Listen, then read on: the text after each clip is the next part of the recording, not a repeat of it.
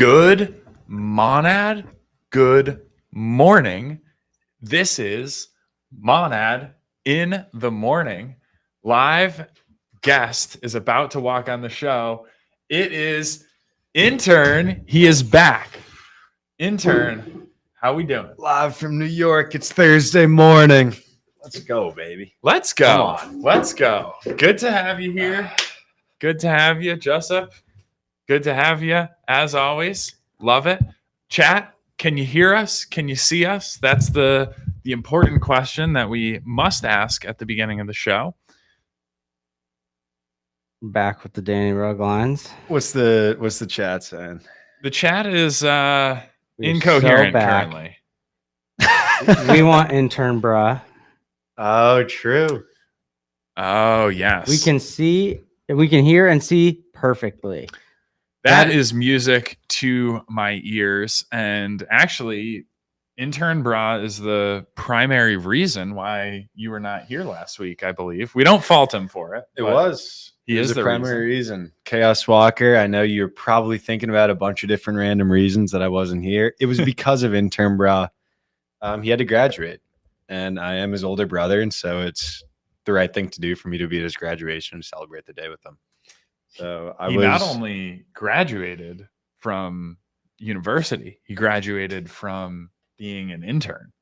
Indeed. yes, Crypto's longest two for one. Crypto's 2 for 1. longest standing intern. There's a new position available. So to be clear, he actually was the longest standing intern. He has been working as an intern in the crypto industry since summer of 2021 and made it to summer of 2025. 4 years as an intern. Great I don't- tenure.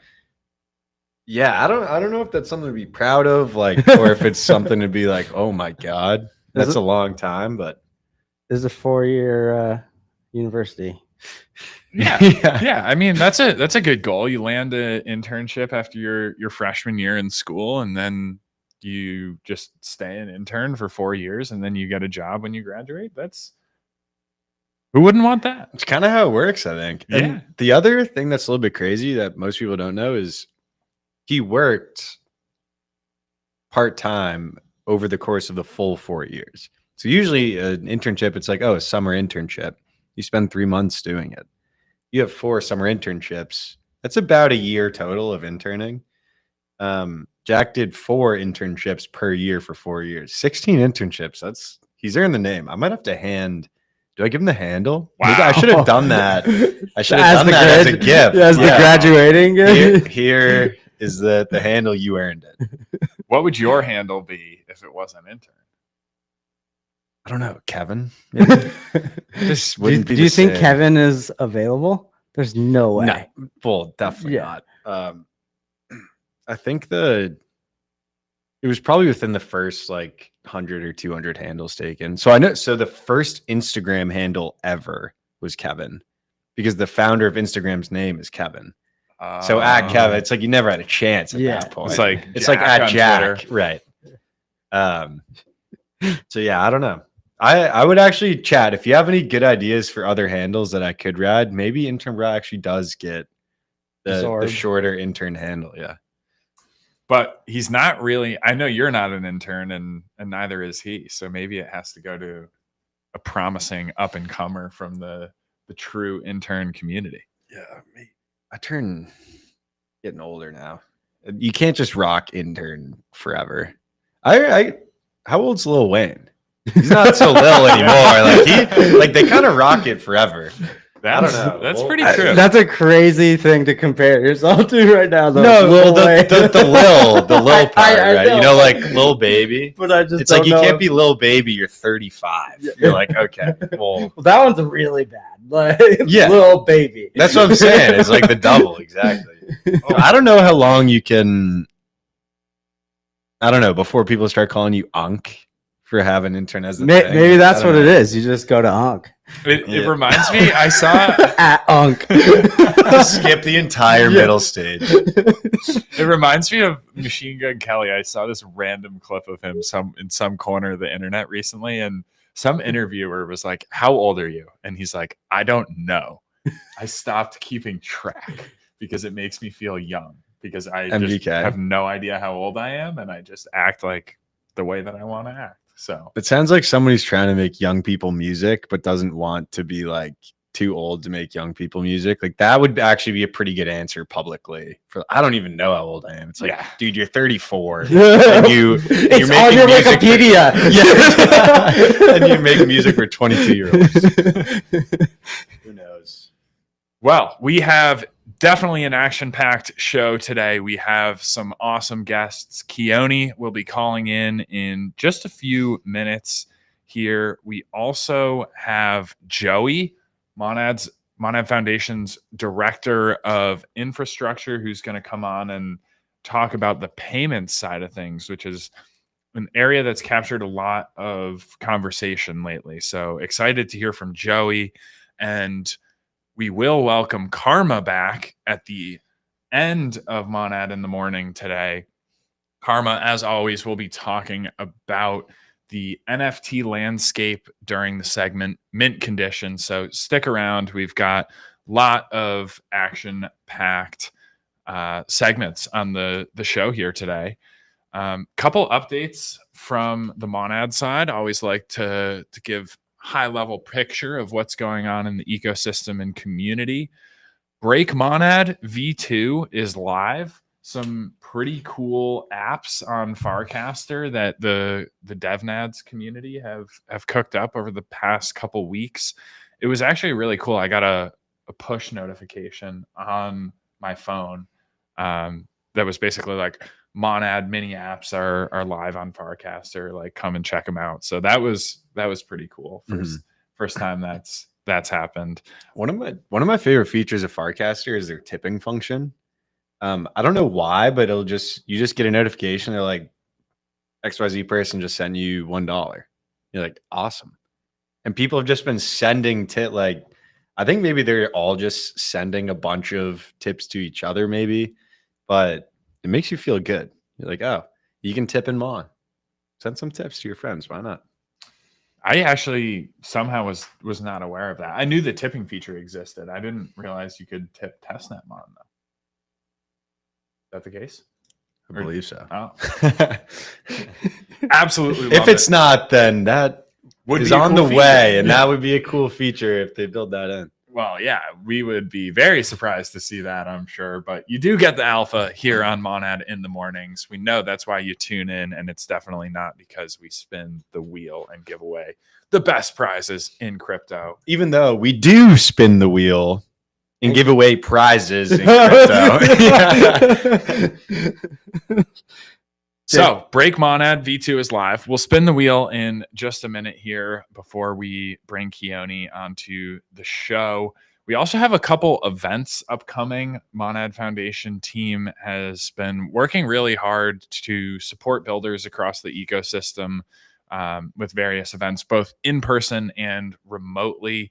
Couple of those upcoming. Definitely really excited for the Foundry event, which is a full week of building in New York City.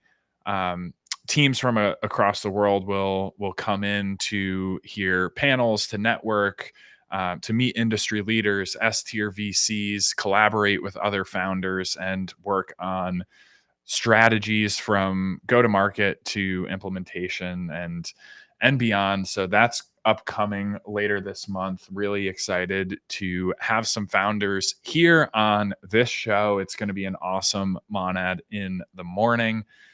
You also, Dude, you seem like you got something you want to say. Yeah, I wonder if we run Monad in the morning more than once during the Foundry.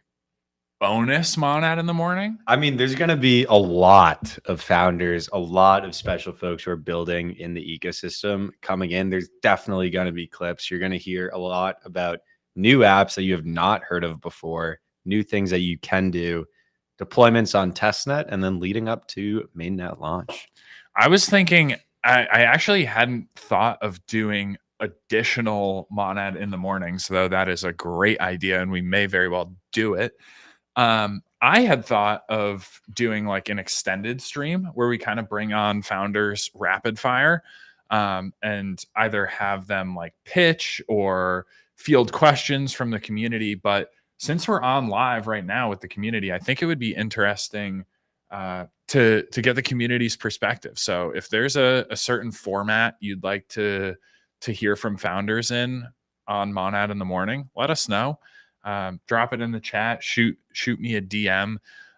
We definitely will have an action-packed episode or episodes that week. So look out for that later this month. I believe June 16th, the action kicks off. I wonder if we could do, actually, I don't know if you can legally do it, but I was like, if you do like, This is going to be good. Yeah, right. no, it's not bad, but if you have like Lord of the Rings Return of the King extended edition playing on the bottom of the screen, and then it's just Monad in the mornings on the top. So it's like you can stick on for like a long stream and stay. I was thinking like Subway Surfer, but if you do like a 4-hour stream, you just can't watch Subway Surfer for that long.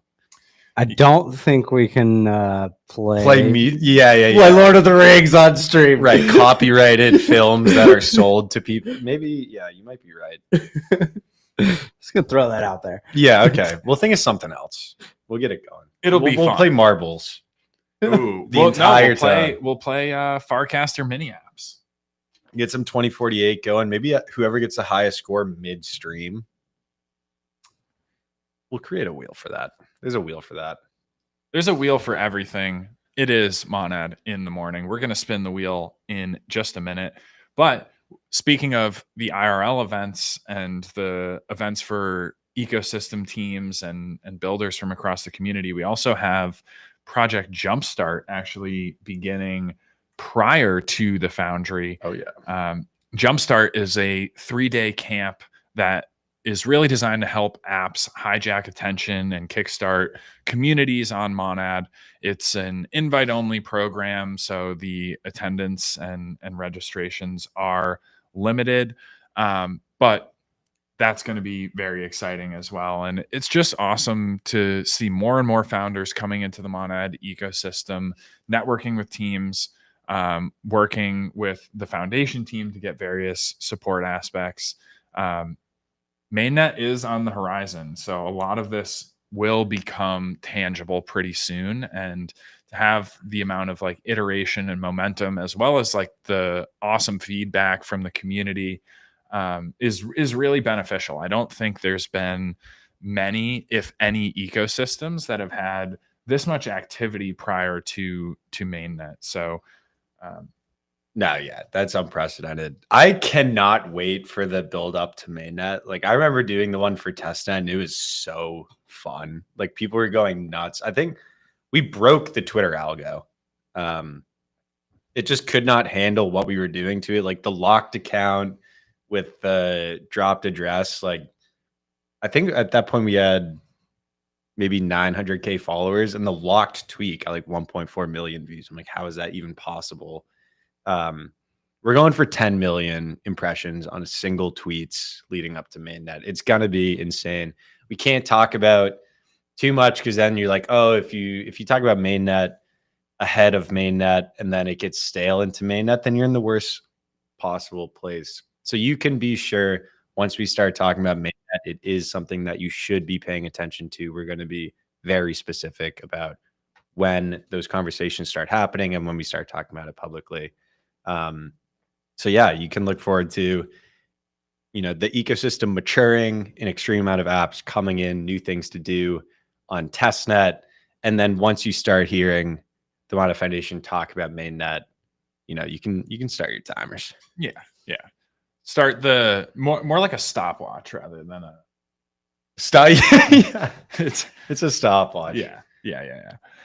Well, we are going to spin the wheel in just a minute here. We have Koene, co-founder of Monad, joining us in just a minute. So if you're watching along, this is a good opportunity to think of a question that you have for Koene, because this is going to be a bit of an ecosystem update, a bit of a tech update, a bit of a general crypto update. But if you have a question for Koene, don't ask it in the chat just yet, because we probably will miss it, but start thinking about it, because this is definitely going to be a lot of fun, and it's a great opportunity to ask Koene any sort of direct questions or pass us along any feedback that you might have.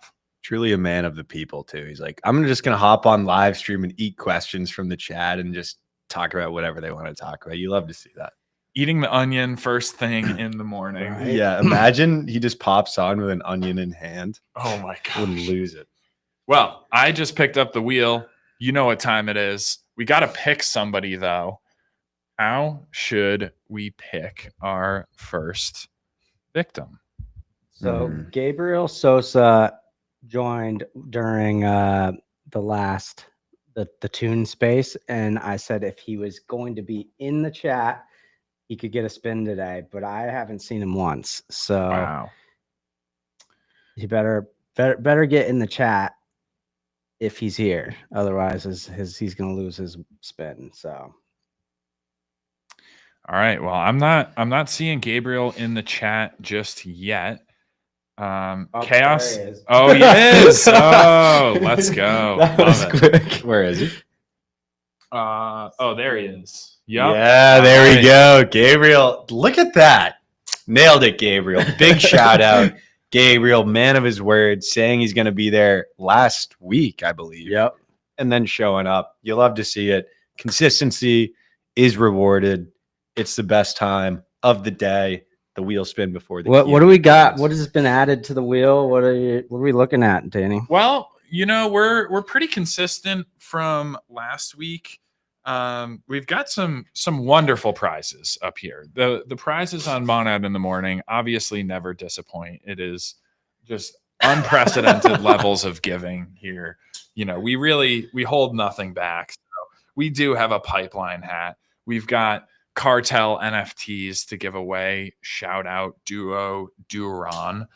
And we have follow from the APAC account. Of course, we have the main account block. John W. Rich Kid is entering, I think, week 2, maybe week 3 of block. Well, I told him he needed to be here if he wanted to be unblocked, because he wasn't there last week, which, and you also were not here to unblock him. But he knows the rules. That's the rules. You have to be here if you want to be unblocked. You have to be here if you want to be unblocked. I also need to be here if you want to be unblocked. Sometimes, probably only if it's Chaos Walker. All right, Danny, without further ado, I think we got to spin this. All right, this one's for Gabriel. I've seen him comment a couple times that he is definitely here. We believe you. We appreciate you. And this spin, Gabriel, is for you. Here we go. Oh, this is not a great angle for spinning. But it'll work. It'll work. What do we got, Joseph? Pipeline follow. Ooh, I'm pretty darn sure that the pipeline already follows Gabriel. Yeah, we do. Spin it again. It was kind of destiny, but we'll spin it again for move it over for in Gabriel. Yeah, throw it right in the middle. Yeah, there. That's a better angle. Look at that. All right, Gabriel, yeah, I'm that's set. crisp. I'm sending you this time. All right, thank you, intern.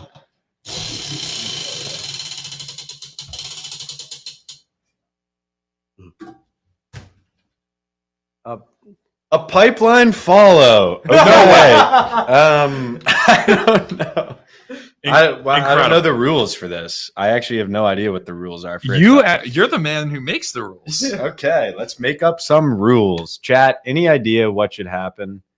Okay, so Gabriel has been around for quite a while. He followed the assignment. He showed up today for Monad in the morning. He has already earned the pipeline follow. I'm going to advocate that he gets the follow from Maine. Is that crazy? Deal. Wow. That's how we do it on Monad in the morning. I work for you, the community. Gabriel getting the follow from Monad main account. Hopefully that's a good prize. To me, it's a great prize. But we have an even better prize who's about to join the show. Koene is live on air with us. We're going to take some questions from the community. We're going to get a bit of an ecosystem update as well. Koene, thank you very much for joining us. How's it going?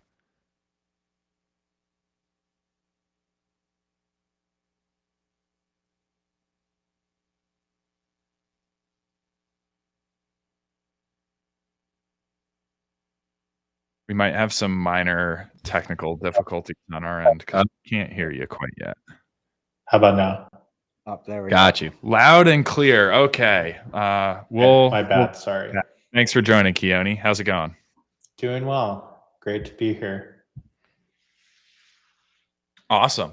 Well, it's definitely an exciting time in the Monad community, in the Monad ecosystem as well. But I'm curious if anything has been standing out to you as particularly exciting. I know we have the Farcaster mini apps live this week, created by many awesome members of the DevNads community, as well as different updates on the technology side of things. Performance continues to improve, but curious. Some huge IRL events coming up as well. Yep. You got the Foundry.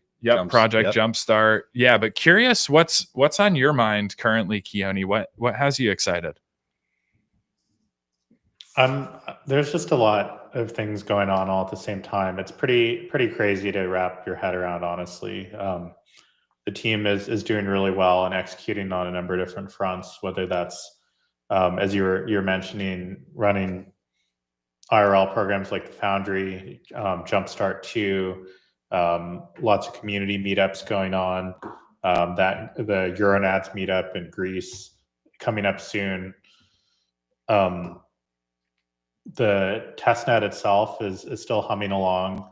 I think every week the apps get a little bit stronger. That's coming from excellent feedback from a lot of people trying things out and really just like thinking critically about what what your friend or your mom or your sibling, like what kinds of apps they would actually use and what kind of experience is needed in order to onboard them.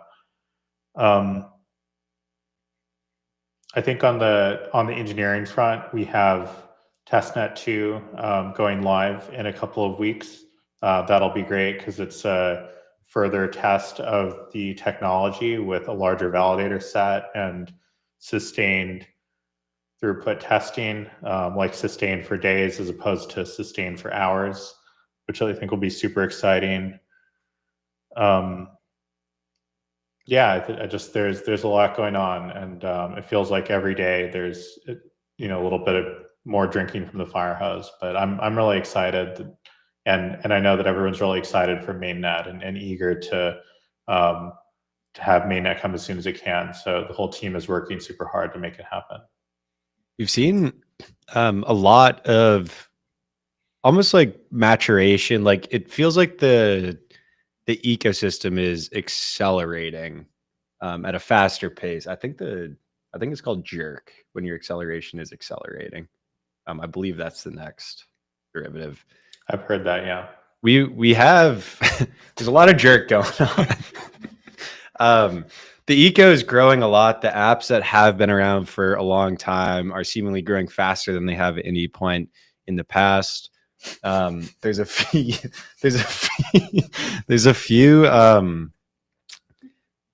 IRL events coming up. I think the Foundry, at least that's the one that I'm most excited about coming soon. Yeah, I don't know. What do you think kind of founders or teams that are building in the Monad eco have to look forward to with the Foundry? All right, but that was completely unintentional. But yeah, I guess on that side of things with the Foundry, you have a lot of builders that are all going to be around each other, learning from each other, working with a lot of people at the Monad Foundation, outside resources, outside speakers coming in.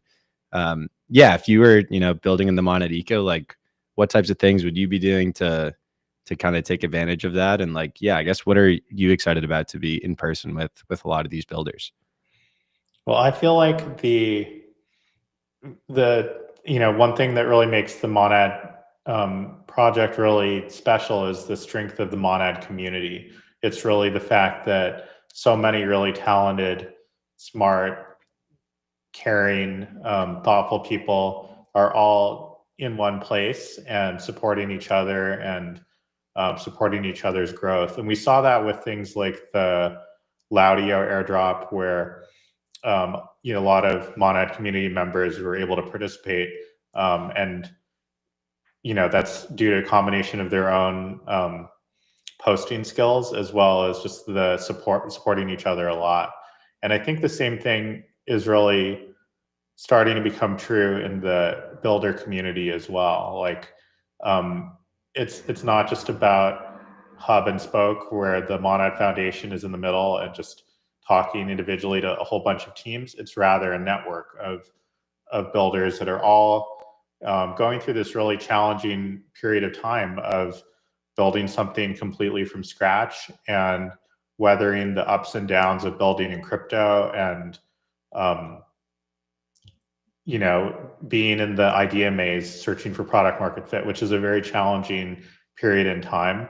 But the benefit is that there's a network. There's a bunch of people that are all going through this together and can all support each other and share advice and, frankly, mentality as well. Like, a lot of it is it's working really hard and iterating a lot, trying a lot of things, talking to users, getting feedback, and also having the mentality that that you just keep going. If you just keep iterating, you're going to learn so much. And it's hard to know when you will be successful, but by going out there and leaving everything out in the field, you will get better, you'll get stronger, you'll get closer to getting product market fit. So I feel like that's incredibly powerful and can't really be understated. So any opportunities to get people together in the same room, just spending some time together. Of course, there's an effort to have educational sessions and hear from great speakers and so on. But I think a lot of it is also just the socialization aspect, like getting to be around other people in person that are going through a similar, really challenging experience. That is going to be really powerful as well. Yeah, I think one of the underrated parts of building in Monad, or building in the Monad ecosystem, building on top of Monad testnet, is how quickly you actually get user feedback. It's definitely never happened in a testnet environment before, where if you launch an app, you can get 1,000, maybe 10,000 real people that come in and use the app, and they will have suggestions and tell you what they like and tell you what they don't like.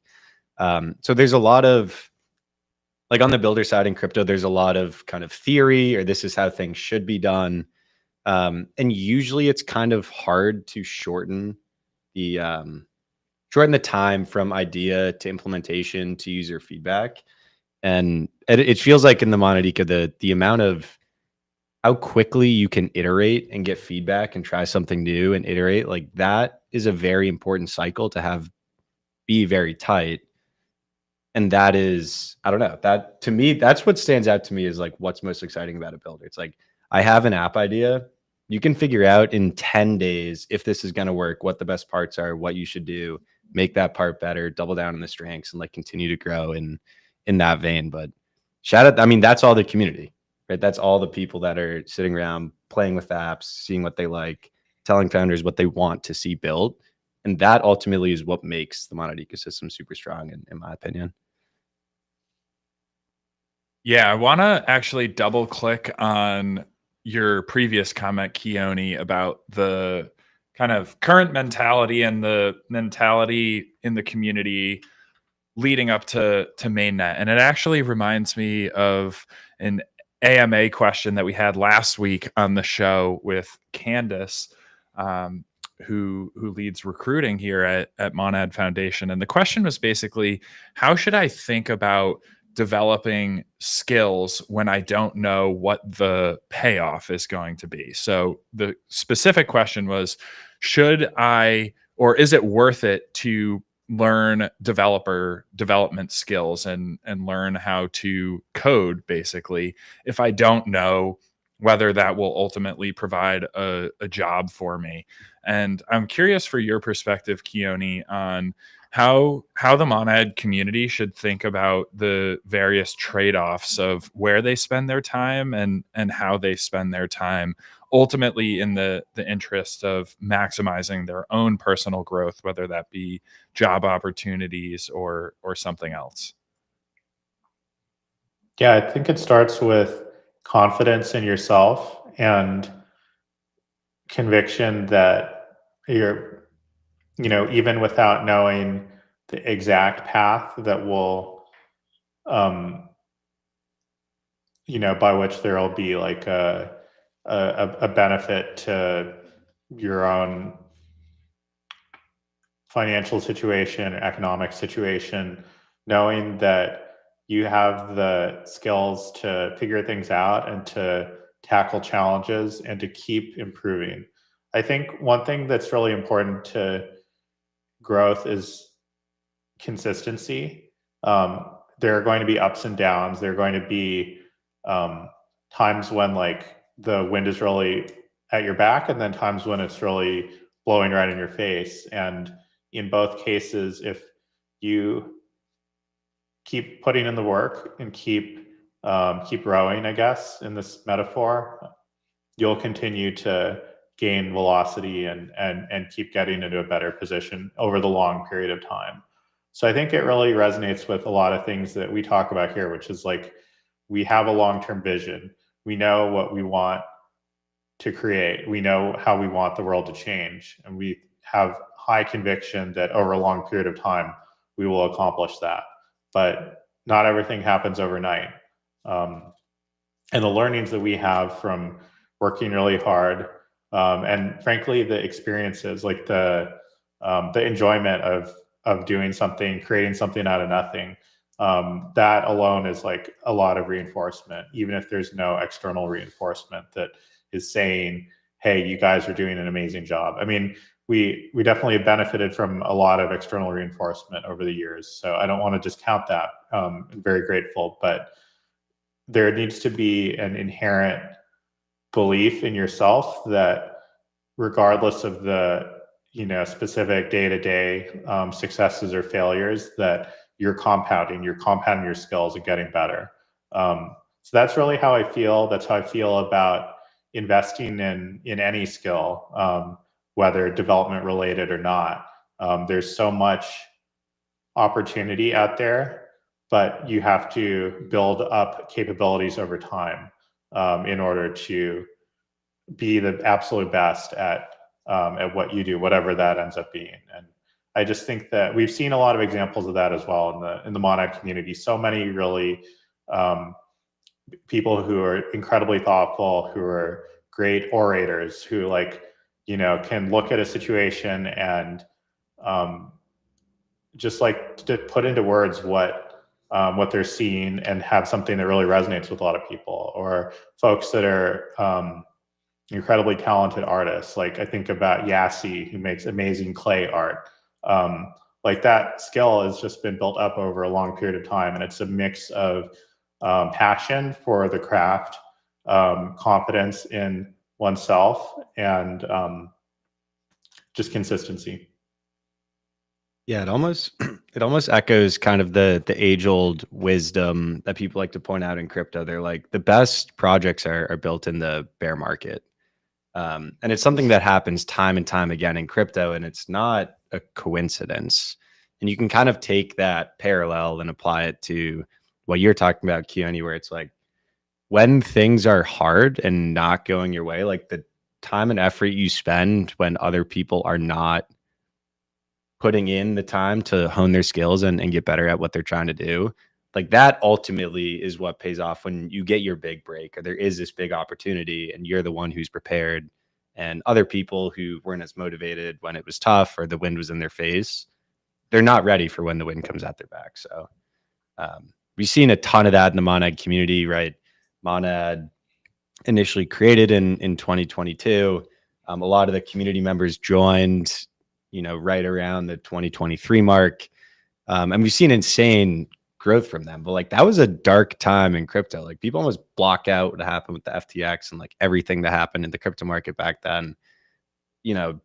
Everyone in the world was calling for crypto to die and Bitcoin to die.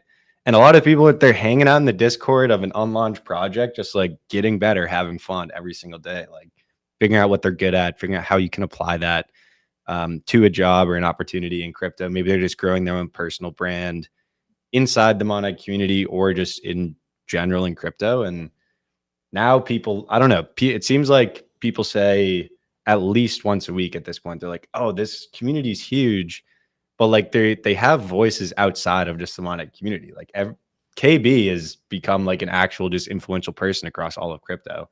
I think Karma in her NFT space, for example, like that breaks out. That's like not even really Monad specific. It's just like, this is someone who's so smart at NFTs, knows what she's talking about, and people want to come and listen to it. So that growth has been crazy to see. And it happens at a macro level for like the project, for Twitter spaces, but like the individual side, it's super true. Like there's no better wisdom than that. Well, I can personally relate because I was one of those new joiners in early 2023. First meme competition winner, Danny Pipes. I'll take my bow. Yep. I was one of those early joiners in 2023, and very quickly just became addicted to the Monad community Telegram and hanging out in Discord, largely because of the cool people that were congregating there and the this kind of like rekindling of the crypto spirit that it felt like at what you mentioned is a very dark time for crypto overall. But it wasn't just the fact that there were really cool people hanging out there and kind of believing in something. It was the fact that like we actually had new hope, I think, for what Monad was going to be able to actually accomplish for crypto as a whole. And I know we've told the story and talked about some of the inspirations for Monad previously, but would love to hear from you, Koene, exactly like what kind of gave you the conviction to come in with this very long-term mindset and just roll up your sleeves and obviously with the help of others as well, but ultimately, work so hard to make Monad a reality and stick to those initial design choices of, decentralization and performance for the EVM. Yeah, well, Monad is trying to accomplish what the Monad team has built already, and what the longer term goal is very challenging. It's harder to build things in a decentralized way. It's harder to build things where it's cheap to run a node. It's harder to build things in a way where the network can support hundreds of validators. It's like these aren't the shortcut ways of doing things, I guess you could say. And I feel like sometimes people get upset about how, well, not upset, but like people tease us a little bit about how long it's taking to launch Monad's mainnet, because they're just used to seeing projects like pop up out of nowhere, like a weed springing out of the ground and immediately launching the mainnet. And the reason for the period of time that it's taken to build Monad, about 3 years at this point, is really because we're solving fundamental problems. We're introducing completely new architecture that is really needed to address bottlenecks in decentralized systems. So Monad is just a really big undertaking. It's a really big project. And we think the impact is going to be massive. It's kind of like, I don't know, like I would also say that there's a lot of work that's being done right now to make the system really robust and something that when mainnet goes live, then everything is ready to go. It's really smooth, it's really efficient, and is enabling a much greater scale of usage. So in my head, I think about like, if we had a space shuttle system that was super efficient, that could get you into space really fast and like transport materials up to space really fast, come back down. And it's like a almost seamless experience, like a space elevator. It just works. Then that's a massive improvement to our exploration of space. But it's going to take a long time to build that space elevator, right? And you don't want to build a space elevator in a shoddy way where it breaks, because if it breaks while you're halfway up, there's going to be a lot of problems. So I just think that although, people might benchmark in their heads the duration of time to build Monad versus to build, I don't know, just some other project that is a much smaller technical undertaking. And then they say like, oh, 3 years, like bad. Why does it not take 6 months? And there's a very clear reason for that. And I think that the result will speak for itself, but it is driven by the fact that from mainnet onward, we want the system to be really performant, really efficient. So there isn't a bunch of duct tape on the system from day one. And it can be that space elevator that's super efficient, that's powering the space economy.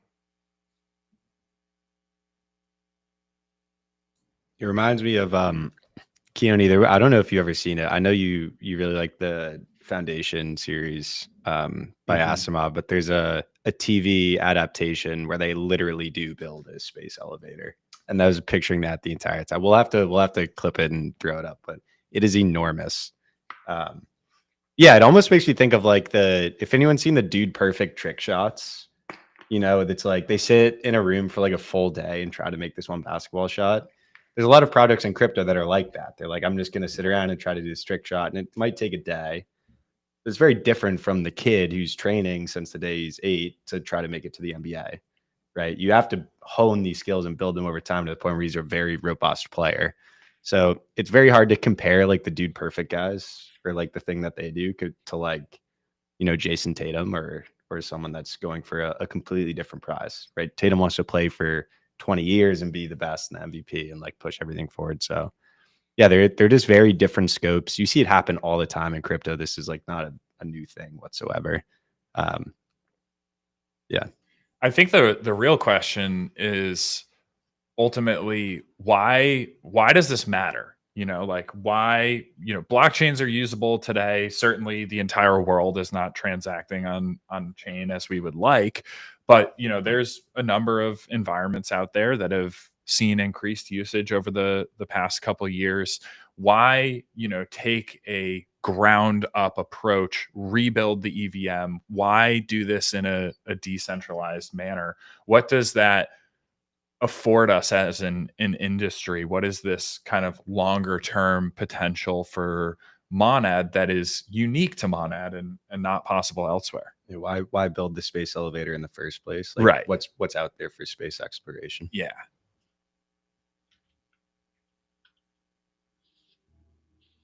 Yeah, a decentralized system is the thing that can be the basis for finance, commerce, payments, like cross-border payments, and the growth of many small businesses that can get access to global capital markets.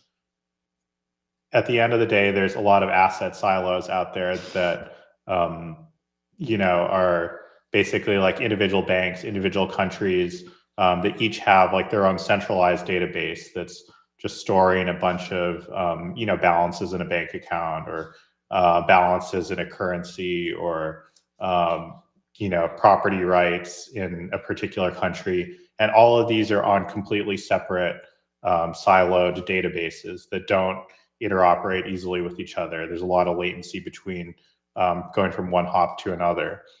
And a decentralized layer is really the thing that can be the basis for all of these siloed asset ledgers to actually get pushed down into a single credible layer.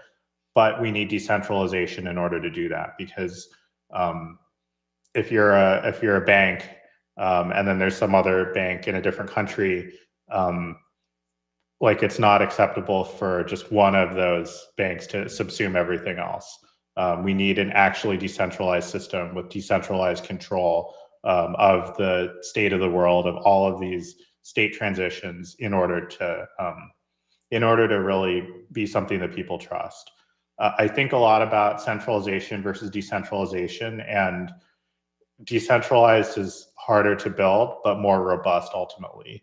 Decentralized is federated control over a system with only state transitions that are encoded via smart contracts, via code, being allowed to make those state transitions. It is it's basically the idea of taking, like replacing existing systems with something that is encoded strictly through programming and through code. It's incredibly powerful, but it also needs a decentralized basis in order to be something that people trust. Yeah, definitely. I've actually had some interesting conversations with my wife, shout out Mrs. Pipelines, recently, because her main goal is to be able to describe what I do for work, and we're getting there. But that kind of leads to a lot of interesting conversations as to like why crypto actually matters, why decentralization matters, and I think ultimately like you can break it down to control and trust. And if, one entity has all the control and you're required to trust that entity, then there's a lot of bad things that can happen, or not ideal, unfair outcomes that can ultimately transpire. But I think it's an important conversation to have. But Yeah. Speaking of important conversations, we got a couple interesting questions in the chat while you were speaking, Koene. Shout out to Red. Yeah, these came in from Two Red, and I'll pause between each one so we don't throw too much at you at once. But the first question was, which of the plushies behind Intern here is your favorite, Koene? Do you have a favorite plushie? Move out of the way to make it easier to see. Is that a pig June at the bottom left? What? This? Yeah, That is John W. Rich Kid sitting on top of John W. Rich Kid. I see. The fat version of John W. Rich Kid. I'm like, I think I see. Okay. I mean, they're all so good. The John one is hilarious, and gives Two Red a lot of ammunition for taking compromising photos of John. Yeah, I don't know. I mean, I like the King Louis plushie also. Like he's just very well made, very robust, perfect depiction of the real king. Yeah, hard to say. They're all super good. I've got a soft spot in my heart for this this Mooch. It's Mooch plushie. He can't really stand on his legs, but very, very cute. Great lore, great community. it's like the tiny shrimp who can't swim in Shark Tale. There is your 2000 movie reference for the day. I know people keep track at home. He's a very cute shrimp. It's an amazing scene if you've ever seen the movie. King Louis one is so well made. Yeah, wow. That was a reach. I mean, have you seen it? He's like, he goes and gets the shark in the end. It's pretty good. Second question from Two Red is a bit more serious, but it reads, I'm sure DeFi with Clobs is number one, but besides that, what other categories are you excited about that can leverage all of Monad's key innovations? For example, real world asset tokenization, payments, prediction markets, etc. I'm excited across the board. I think there's amazing apps being built right now in the Monad ecosystem that I think my brother or my mom or friends, like non-crypto native friends, will actually use. So I'm super excited about that. Rarebet Sports is just a really well-made app, really well designed, very addictive, honestly. Leverbet is just like also extremely well done. It's exciting being able to lever up on sports bets like during the games.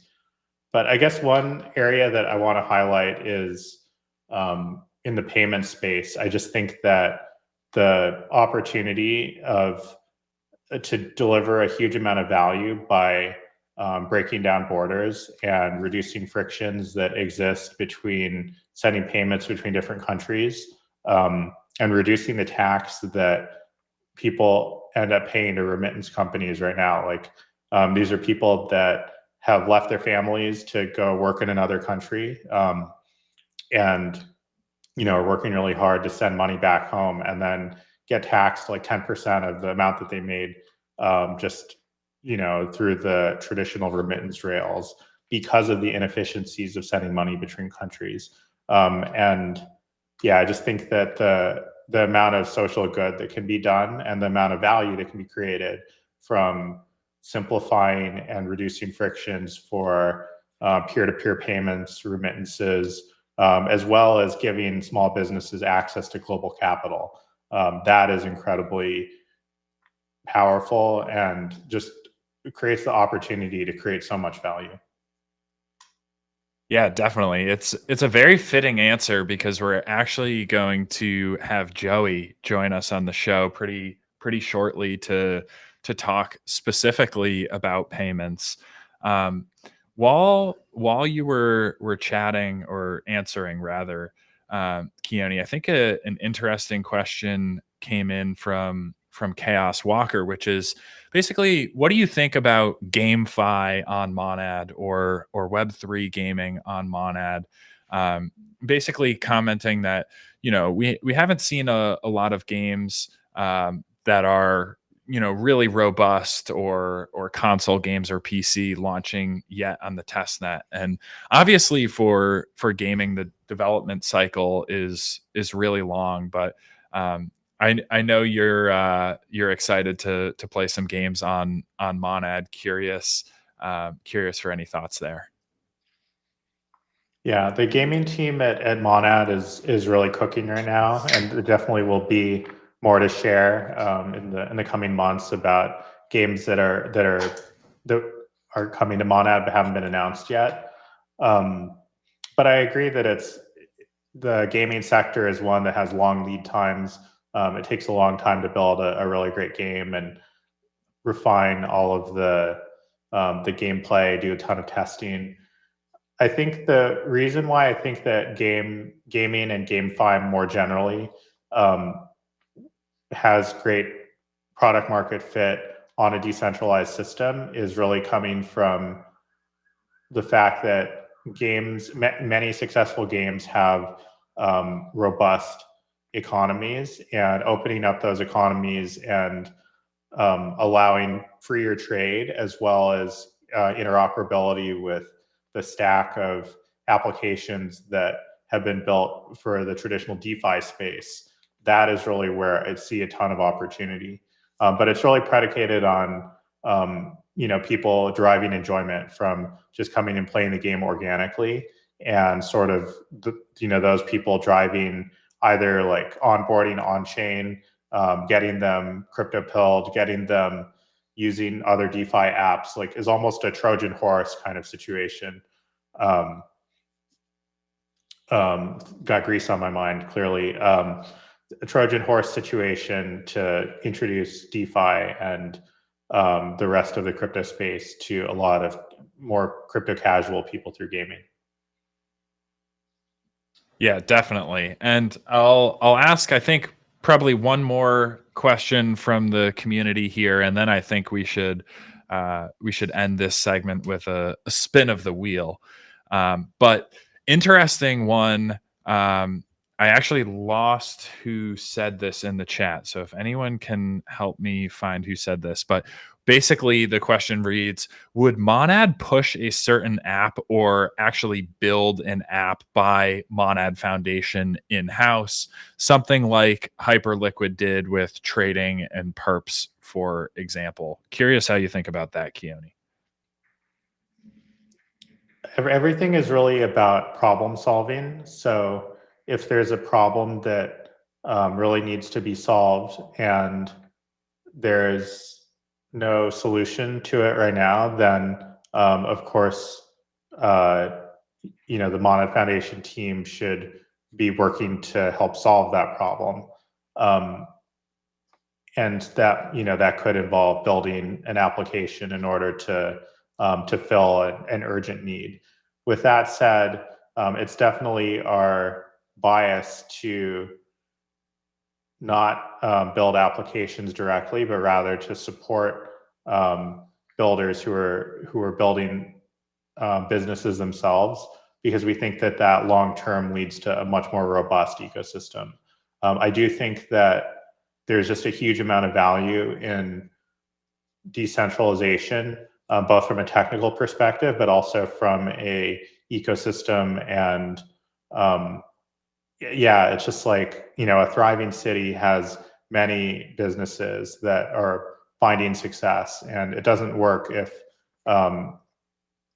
it's just a better situation. Like, I'm more excited about an environment where there's a lot of freedom and opportunity for any builder to seize the moment and have a great opportunity to build and find success. And I think that if there's a lot of centralization around how apps are grown or how they end up evolving over time, then that leads to a much more centrally controlled, less freedom-oriented society.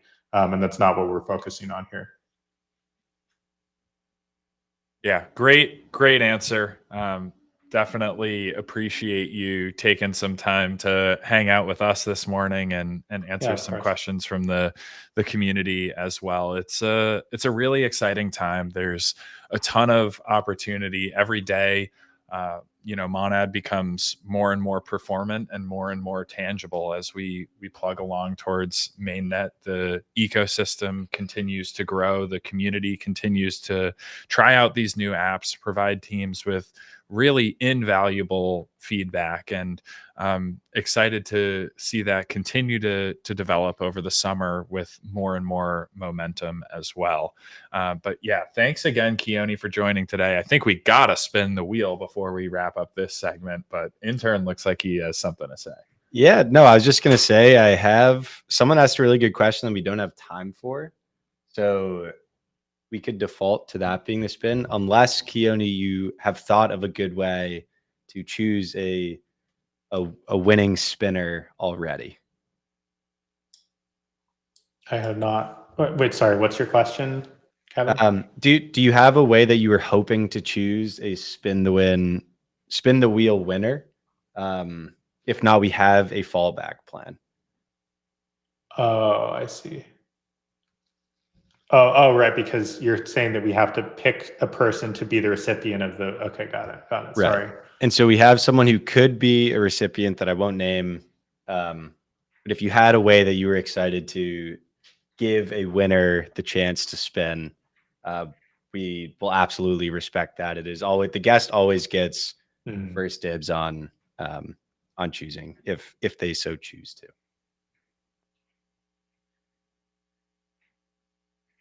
Wow. Okay. So this is I love trivia, honestly. Like, I think that trivia is like one of the most fun things you can do to stretch your brain out a little bit. So I'm trying to think of a trivia question right now. Pick two red. Boxers or briefs? Boxers.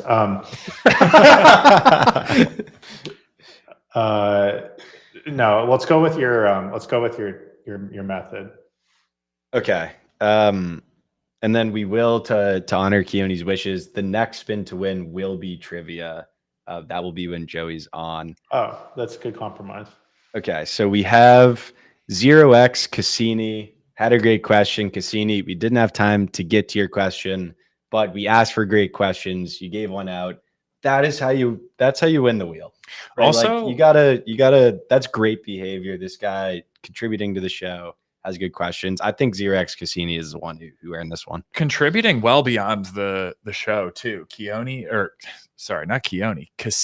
has been absolutely crushing it in the DevNads community. I believe Koene built a mini app for the Break Monad V2 on Farcaster. Every Monad dev community mission, Koene has been all over it. So shout out Koene, a well-deserved spin right here. Koene, let's get some Koene on tops in the chat. Yep. Shout out Koene. Shout out the DevNads. Shout out the community who's going out there, experimenting, getting shots on net, and building cool things. I really hope this is a good prize and not like a main account block for Koene. Yeah. Shout out Sperm Survival. Yes, Sperm Survival. That's the one. What do we What do have? we got? I think this is a NFT. Cartel NFT. Oh yes, Oh, there you Cartel go. NFT. Shout out another outstanding contributor, Duo or Duron, who is the artist behind the Cartel NFTs. We will get that Cartel NFT over to you, Cassini. If you don't know the rules, DM at Danny404 on Telegram. Just send a screenshot of your profile so we know that it's you. And then we will get you that NFT ASAP. Koene, always a pleasure to have you on. Appreciate you sharing some wisdom with us mere mortals. We'll let you get back to it. Thank you. Yeah. Shout out Koene, Cassini, Cartel. Let's go. Oh yes. Well, that was Koene. Get some thank you Koenes in the chat. Always great to have some feedback, a little AMA and perspective. And one of the things that we talked a good amount, or actually rather Koene talked a good amount about, was payments. And we have somebody who is very relevant to speak a little bit more on payments. He gave a presentation last week at a payment event for the stablecoin event. He is Joey, Director of Infrastructure here at the Monad Foundation. Joey, I guess I can take my headphones off here. I think I got my swagger back. You actually shout out Jessup. He gave you a little hook for your headphones on the outside. Oh, it's already in use. It's hooked. Never mind. We're good. We're good. Joey, what's going on today, man? Hey, guys, hair looks how we great. doing? Hair looks great. Thank you. Glad to be here. Your shirt looks great. Matching 2 days in a Oh, row look on at accident. that, dude. Yeah. Wow. Yeah. It's In like in uniform. Lord of the Rings when they're going down the boat path and there's those enormous giants on side by side. You have to go in the middle. You guys are right in the middle. Like Joey and I. There we go. Joey, second Monad in the morning. Second Monad in the morning. You were here for episode 1, right? I think so. It's been it's good to be back, to say the very least. Let's go. The studio quality's improved dramatically since I was first here, so it's awesome to see. Yep. Shout out Jessup. It's been his project through and through. He's done a fantastic job, and that's the name of the game. We got to get production better and better. We got to get the chain faster and cheaper and more decentralized. The optimizations never cease, as James puts it. So yeah, we're gonna talk about payments today, right? Absolutely. Yeah. I'm excited to give kind of like a little bit of an overview of kind of we've been working on to date and kind of what we're cooking currently and really getting into it from there. Appreciate you. Awesome. So give me 1 sec to share my screen. I have a bit of a presentation to share with all you guys today. While Joey's loading this up, we're going to try and, as we always do, ask some questions from the chat. So as Joey is telling us what's going on in the world of payments, and what we can expect going forward on Monad, if you have questions, feel free to drop them in the chat. If we don't see it the first time and you think it's a good question, drop it a second time, maybe a third time, because we would love to answer your questions here today, and we have the resident expert to do so. Awesome.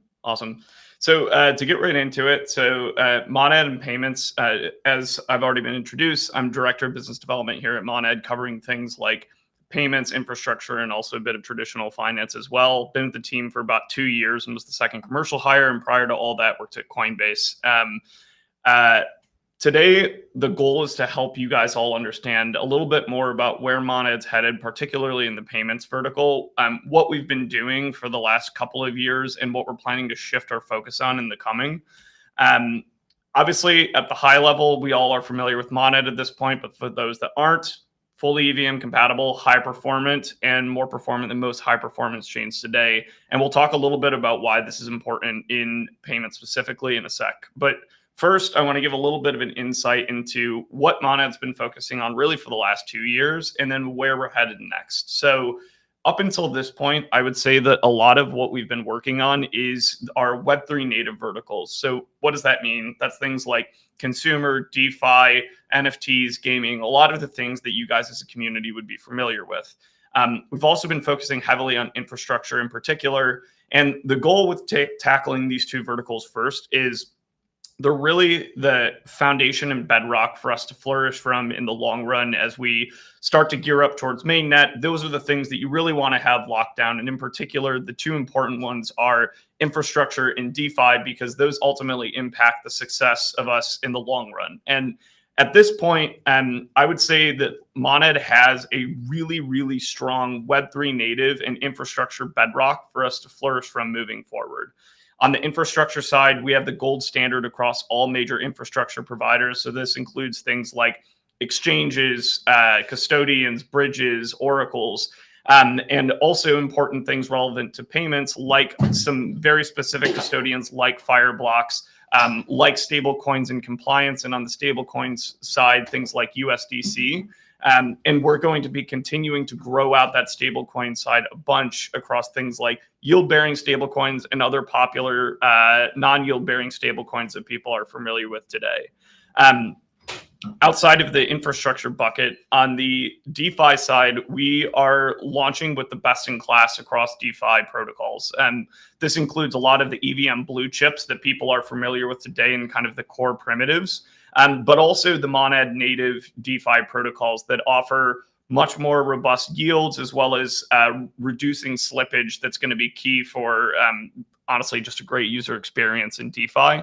And then also things like stable swaps, which is essentially swapping stablecoin to stablecoin, which from a DeFi user perspective sounds a bit boring, but in the payment stack, it's actually a really important function to be able to provide robust liquidity to payments providers in the long run.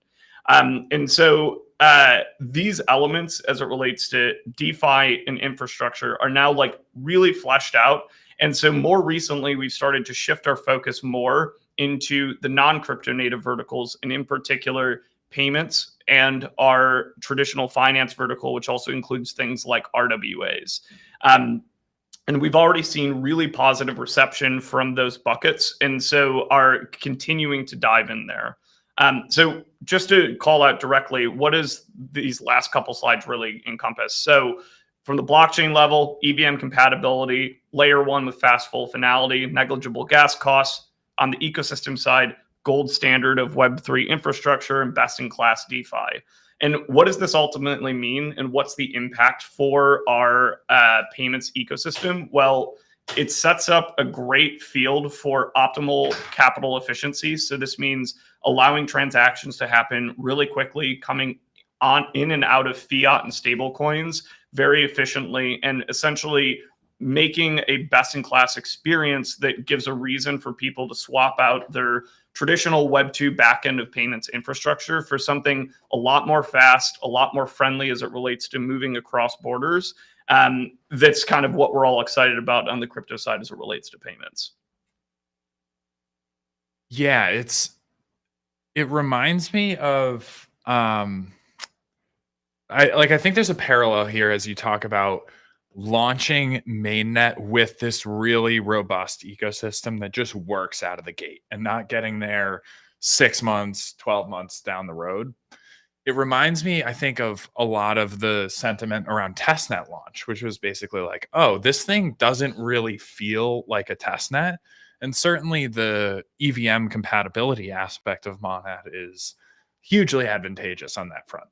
You can get these infrastructure and app deployments who have, already launched in some other EVM environment. But I'm curious, how that moves the needle for an ecosystem during the early days of mainnet, which I would imagine are really important for building up kind of initial momentum upon launch. Definitely. So when you're typically launching a mainnet, historically, a lot of the time, the chain often has a little bit of issues and bugginess early on, but it's usually the experience that users are feeling that like ultimately causes things like crashing or the inability for transactions to go through is often not actually caused by the chain itself. Sometimes it is, But a lot of the time, it's also caused by gaps in the underlying infrastructure that basically makes it feel like the chain is just breaking down when it's actually the infrastructure layer.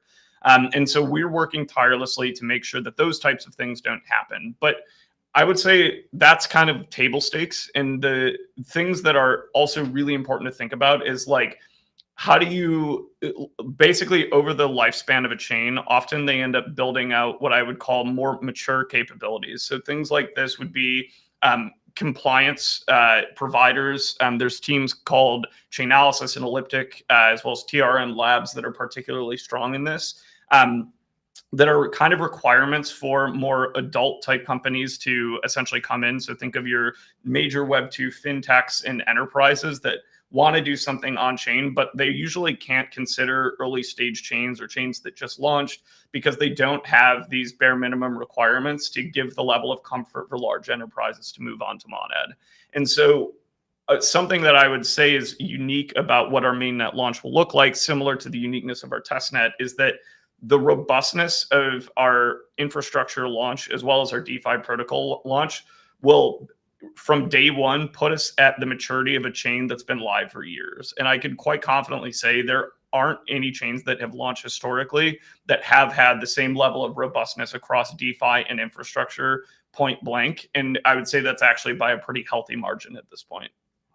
How does that impact your conversations with institutions and large Web2 enterprises? And also, like, by extension, how are those companies thinking about blockchain currently? Has that changed a lot in the past couple of years, or is there still a lot of healthy skepticism? Yeah, this reminds me of a conversation that Austin, our engineering lead, has had with like a confidential conversation, but a major fintech Web2 company and their head of crypto. And this team in particular has been approached by a lot of different chains. They're used to getting hit up all the time. And Austin was trying to basically approach them about like, hey, here's how we can work together. And that individual was like, all right, well, you're a new chain, so here are the 6 things that we need. And, you know, we understand if you can't meet that bar. And Austin was like, oh yeah, we already have all of them. They're planned for mainnet day one. And the dude was like, wait, what? Are you serious? And so that immediately establishes a level of credibility that teams just aren't expecting, especially out of a chain this early stage. And that particular team has also been approached by teams that have been live for years that are really well-known names that I won't name names on, but like, because they're not EVM compatible or because they don't have the same level of attention, those teams can't convince a lot of these major infrastructure entities to actually support them. And so while Monad's a younger chain, we're going to be starting at a very different place than a lot of chains have even been able to reach today after being live for years. That's super exciting. It gives me a lot of hope. I'm sure the Monad community is pretty excited about this as well. It's, you know, one of those interesting things that I think around 2020, 21, when I first came into the crypto space, there was this blind euphoria from a lot of people, myself included, just like, oh wow, crypto's going mainstream, like this is going to be, for all intents and purposes, like an overnight revolution. Like there's going to be all sorts of like Web2 companies are coming in. Oh wow, and like Nike's minting NFTs. And it's, you know, in reality, a much more complicated process than that. But it is really exciting to me that the groundwork is being laid so that these things can actually happen on Monad, not only because I'm excited about Monad and obviously very biased, but because of the fact that a highly performant, decentralized EVM environment does exist. And, you know, more and more is becoming possible every day. So I'm sure that's exciting to you as well. Potentially makes your job a little bit less impossible. Yeah, 100%. And you know, fortunately, I geek out on a lot of this back end stuff too, that at least keeps it entertaining from my side as well. But like, I would say one other thing for just a community to think about is like, often the joke of when mainnet comes up all the time. But I think that because we've had the time to be kind of cooking behind the scenes, like people are going to be very pleased with what they get from day one when we finally get out there. There's two pretty interesting questions. I'm sure there's more than two, so apologies to the community, but I'm seeing two very interesting questions from the community in particular that I want to double click on here. One is from Amazing Eric, I believe, Arich. So apologies if I'm mispronouncing that. But Amazing Eric asks, so why are many teams now building RWA blockchains specifically for these type of things? And then he says Monad is for everyone, which I'm assuming to mean like Monad is this general purpose environment, right? It's not specifically for payments. It's not specifically for RWAs. It's not specifically for DeFi or gaming or consumer applications. However, it's generally good for all of these things. How do you think about the approach that Monad has taken in being general purpose as opposed to really honing in on one specific vertical and saying, here's a use case that we are going to make possible and we are going to remain laser focused on that one use case? Yep. So I think as it relates to RWA chain specifically, there are some advantages. For example, you have a lot more control over your state such that you could, make it such that your chain can only be operated on by like certain KYC entities. You can set more restrictions and have just more hands-on control that makes you more institutional friendly. And that's a convenient selling point. And also a lot of the people who are running some of these chains are people who are ex-TradFi. And essentially they're saying, I want to create my own island and just leverage this strong network that I have to essentially hit the ground sprinting and really focus on the TradFi things. And I think that that is a compelling and relatively easy pitch to crank out. And it's very convenient in this period of time where you're able to raise a decent amount. You're able to get a lot of RWAs to deploy on you because your sole focus are RWAs and throwing money in that direction to basically get those on board. The challenge and trade-off, though, with that is that, okay, you now have all of these RWAs on board. How do you get those actually distributed and who's going to consume and buy this? And so some teams have used their network to then have institutional investors deploy capital into their ecosystem, et cetera.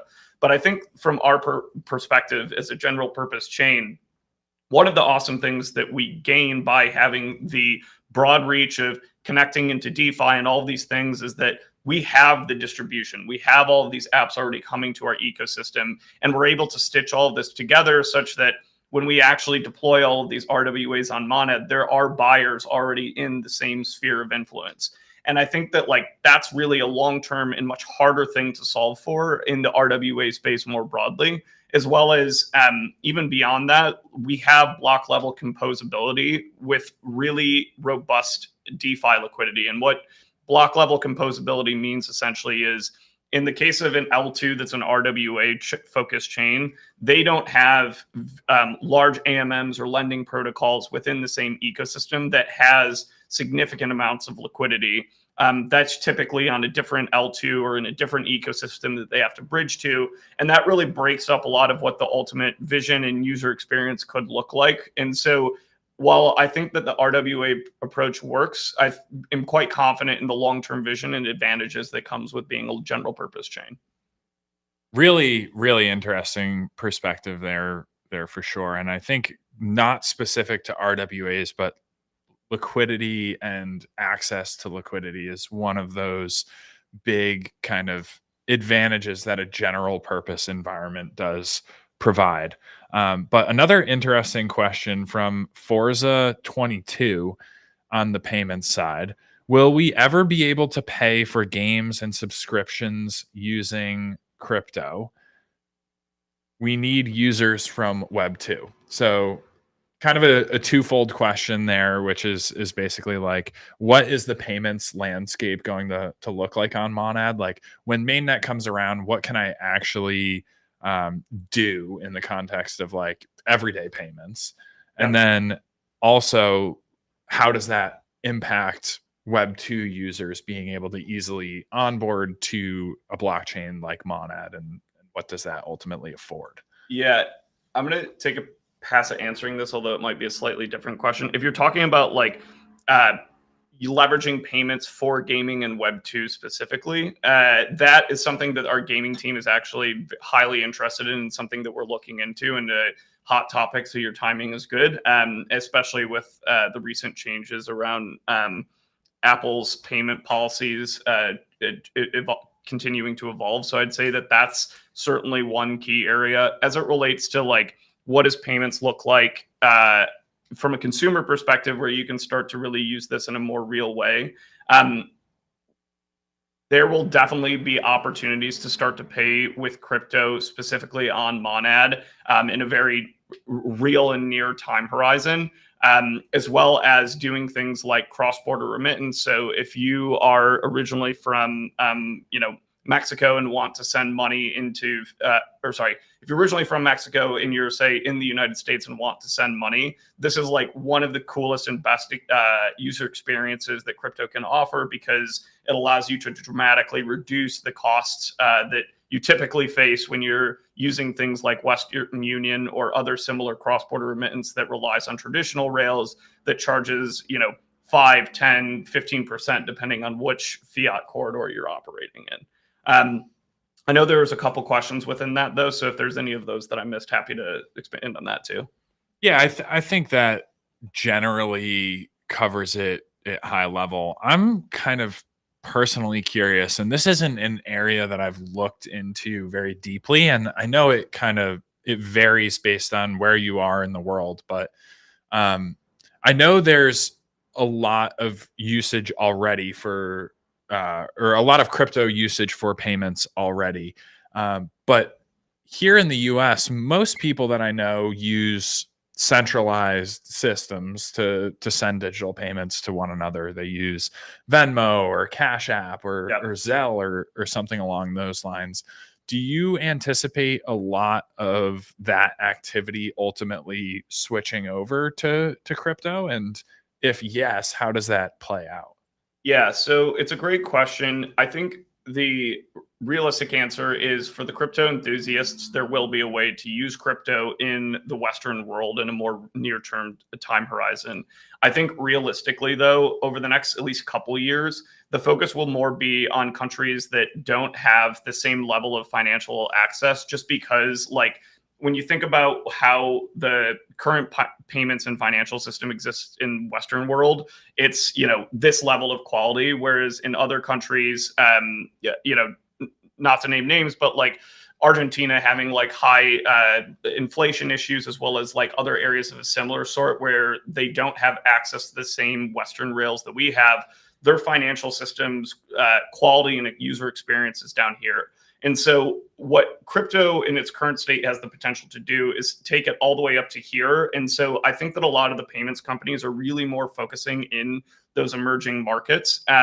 That said, there are advantages and other things that will improve the user experience from Western countries as well. But because the net impact of like UX and quality improvement isn't as like obvious or great right off the line, it might take a few more years for the payment rails and backend systems to evolve a bit more before we get to a point where all of a sudden you see, your mom using crypto rails to essentially do their traditional payments in, United States or Europe. Yeah, it makes sense. I'm certainly hopeful that it comes about sooner rather than later, especially on Monad. That would just be so fun to be able to go out to dinner and split the check and be like, we're going to do this on Monad. And that's not to, so, we're not at a point yet. I will have a returning episode at some point when we lay out all of the different payment things that we're going to be rolling out as it relates to what we can use for Monad. And the option will definitely be there, and you'll definitely be able to use it. And so, stay tuned, guys. We're definitely cooking behind the scenes and excited to get ripping on it. Yeah, when you can finally purchase your dinner in New York City with Splitwise paid via USDC on Monad, you'll know who to thank. It's a guy with the hair. Joey's been crushing. There we go.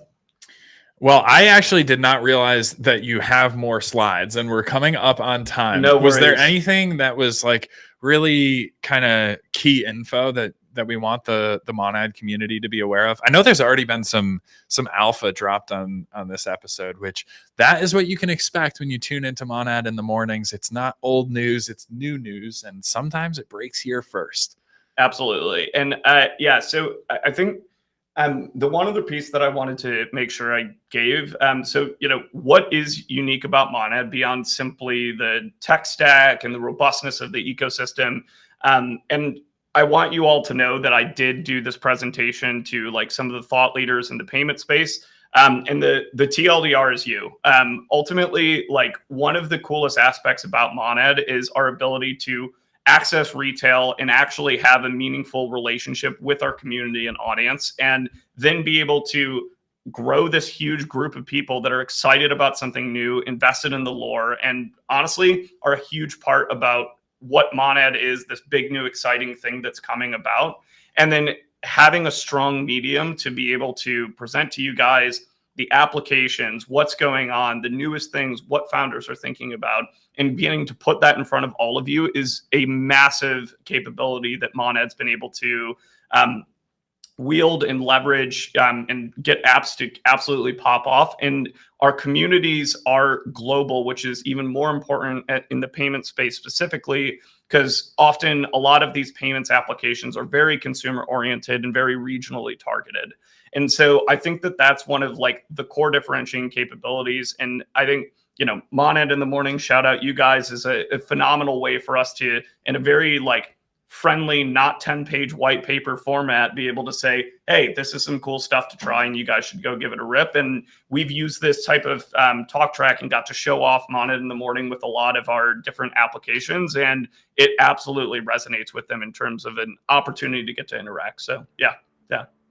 Well, beautiful. Appreciate the love, Joey. Shout out the Monad community. It is absolutely true that it is all of these contributors from around the world that are really making this possible. And it's early. It's very early. Anytime I get the privilege of hopping on a call with Joey, usually probably only brings me in to actually make this point, but we're like talking to a team. They have this really awesome product to bring in.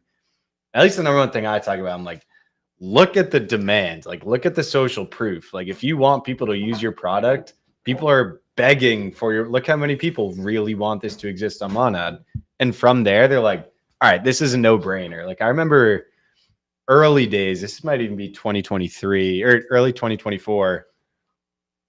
We'd be trying to get teams to come and deploy and build on Monad. And they're like, well, how do I know if this is actually something that is going to work and people want? And I was literally like, tweak Monad. That's it. Just do that. And then tell us if you think there's enough people that want to use it. And I remember there were at least 2 companies where they just tweeted Monad and they're like, this is our most engaged with tweet ever. We're in, and would literally come. So the entire thing is build really cool tech that users are going to be excited about. Once a lot of users are excited about it, then every single company wants to launch their product on top of that because there's a bunch of users and the tech is going to make it awesome. So we're going to keep that moving. Like I said earlier in the show, a lot of jerk going on in the Monad ecosystem and Monad community right now. Not enough jerk though. We need more jerk, but we need way more jerk.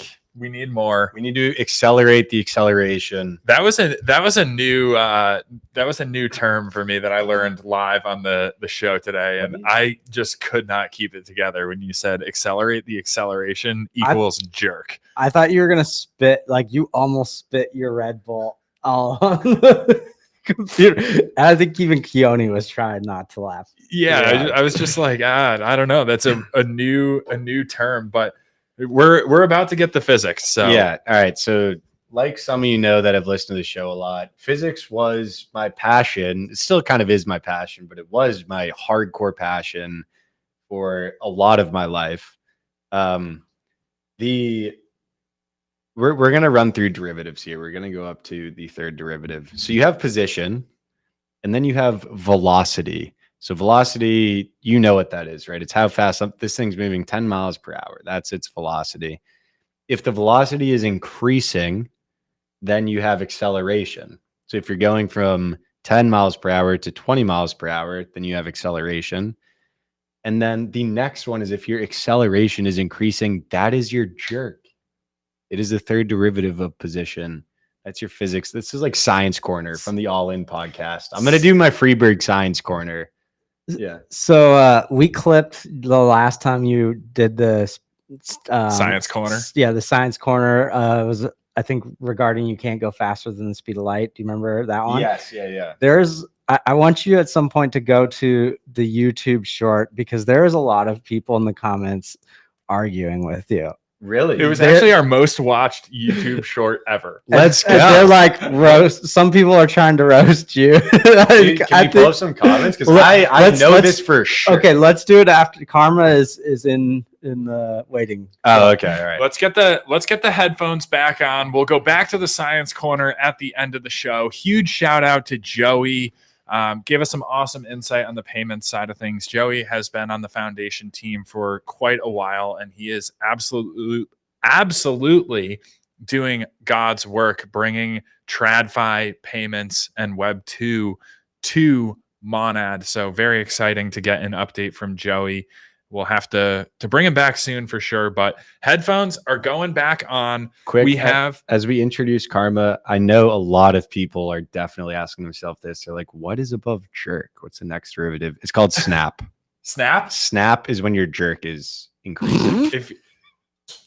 So you accelerate the acceleration, then and that is your jerk. But if your acceleration of the acceleration is accelerating, then you're going to snap. Boom. Love it. Okay, we're going to spin the wheel as soon as Karma gets on. Karma's going to tell us how we're going to do it. Please welcome back Wag Me Gently. It is not her first time here. It is most certainly not her last time either. Karma, how is it going? Happy Thursday. Happy Monad in the morning.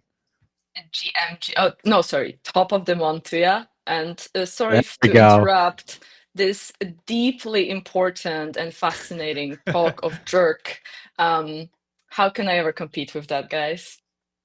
I don't know. Well, I'm sure you've got something up your sleeve. If not, the Monad community definitely does. There's so much happening on the NFT side of things. I'm excited to dive in, but before we do, we haven't spun the wheel in a while. So the chat is getting very excited, welcoming Karma back to the show. But do we have any potential criteria? I know we mentioned maybe doing a little bit of trivia, because we had Koene on at the beginning and we were thinking about some trivia. So I don't know if there's maybe NFT related trivia that we could ask the chat and help us determine who's going to be this winner of the spin. That's a good one. There is a lot of NFT trivia, but it's very difficult to come up on a spot with a question that not everybody would get instantaneously. So I'm thinking we can always resort to Karma guessing or thinking of different edible things again. I'm trying to think of some more complex trivia. I feel like some deep NFT lore, maybe even from 2021, would be a good topic. Oh yeah. Ooh. Oh my God. Like, I really wish you had told me beforehand. I would have prepared something. I kind of have one. Go ahead. It's maybe not the best, but it's hopefully not the worst. So in, I want to say August of 2021, maybe a little later than that, but maybe like end of the summer 2021, there was a lot of momentum around the Pudgy Penguins project, a lot of emotions as the floor went up only for a while there.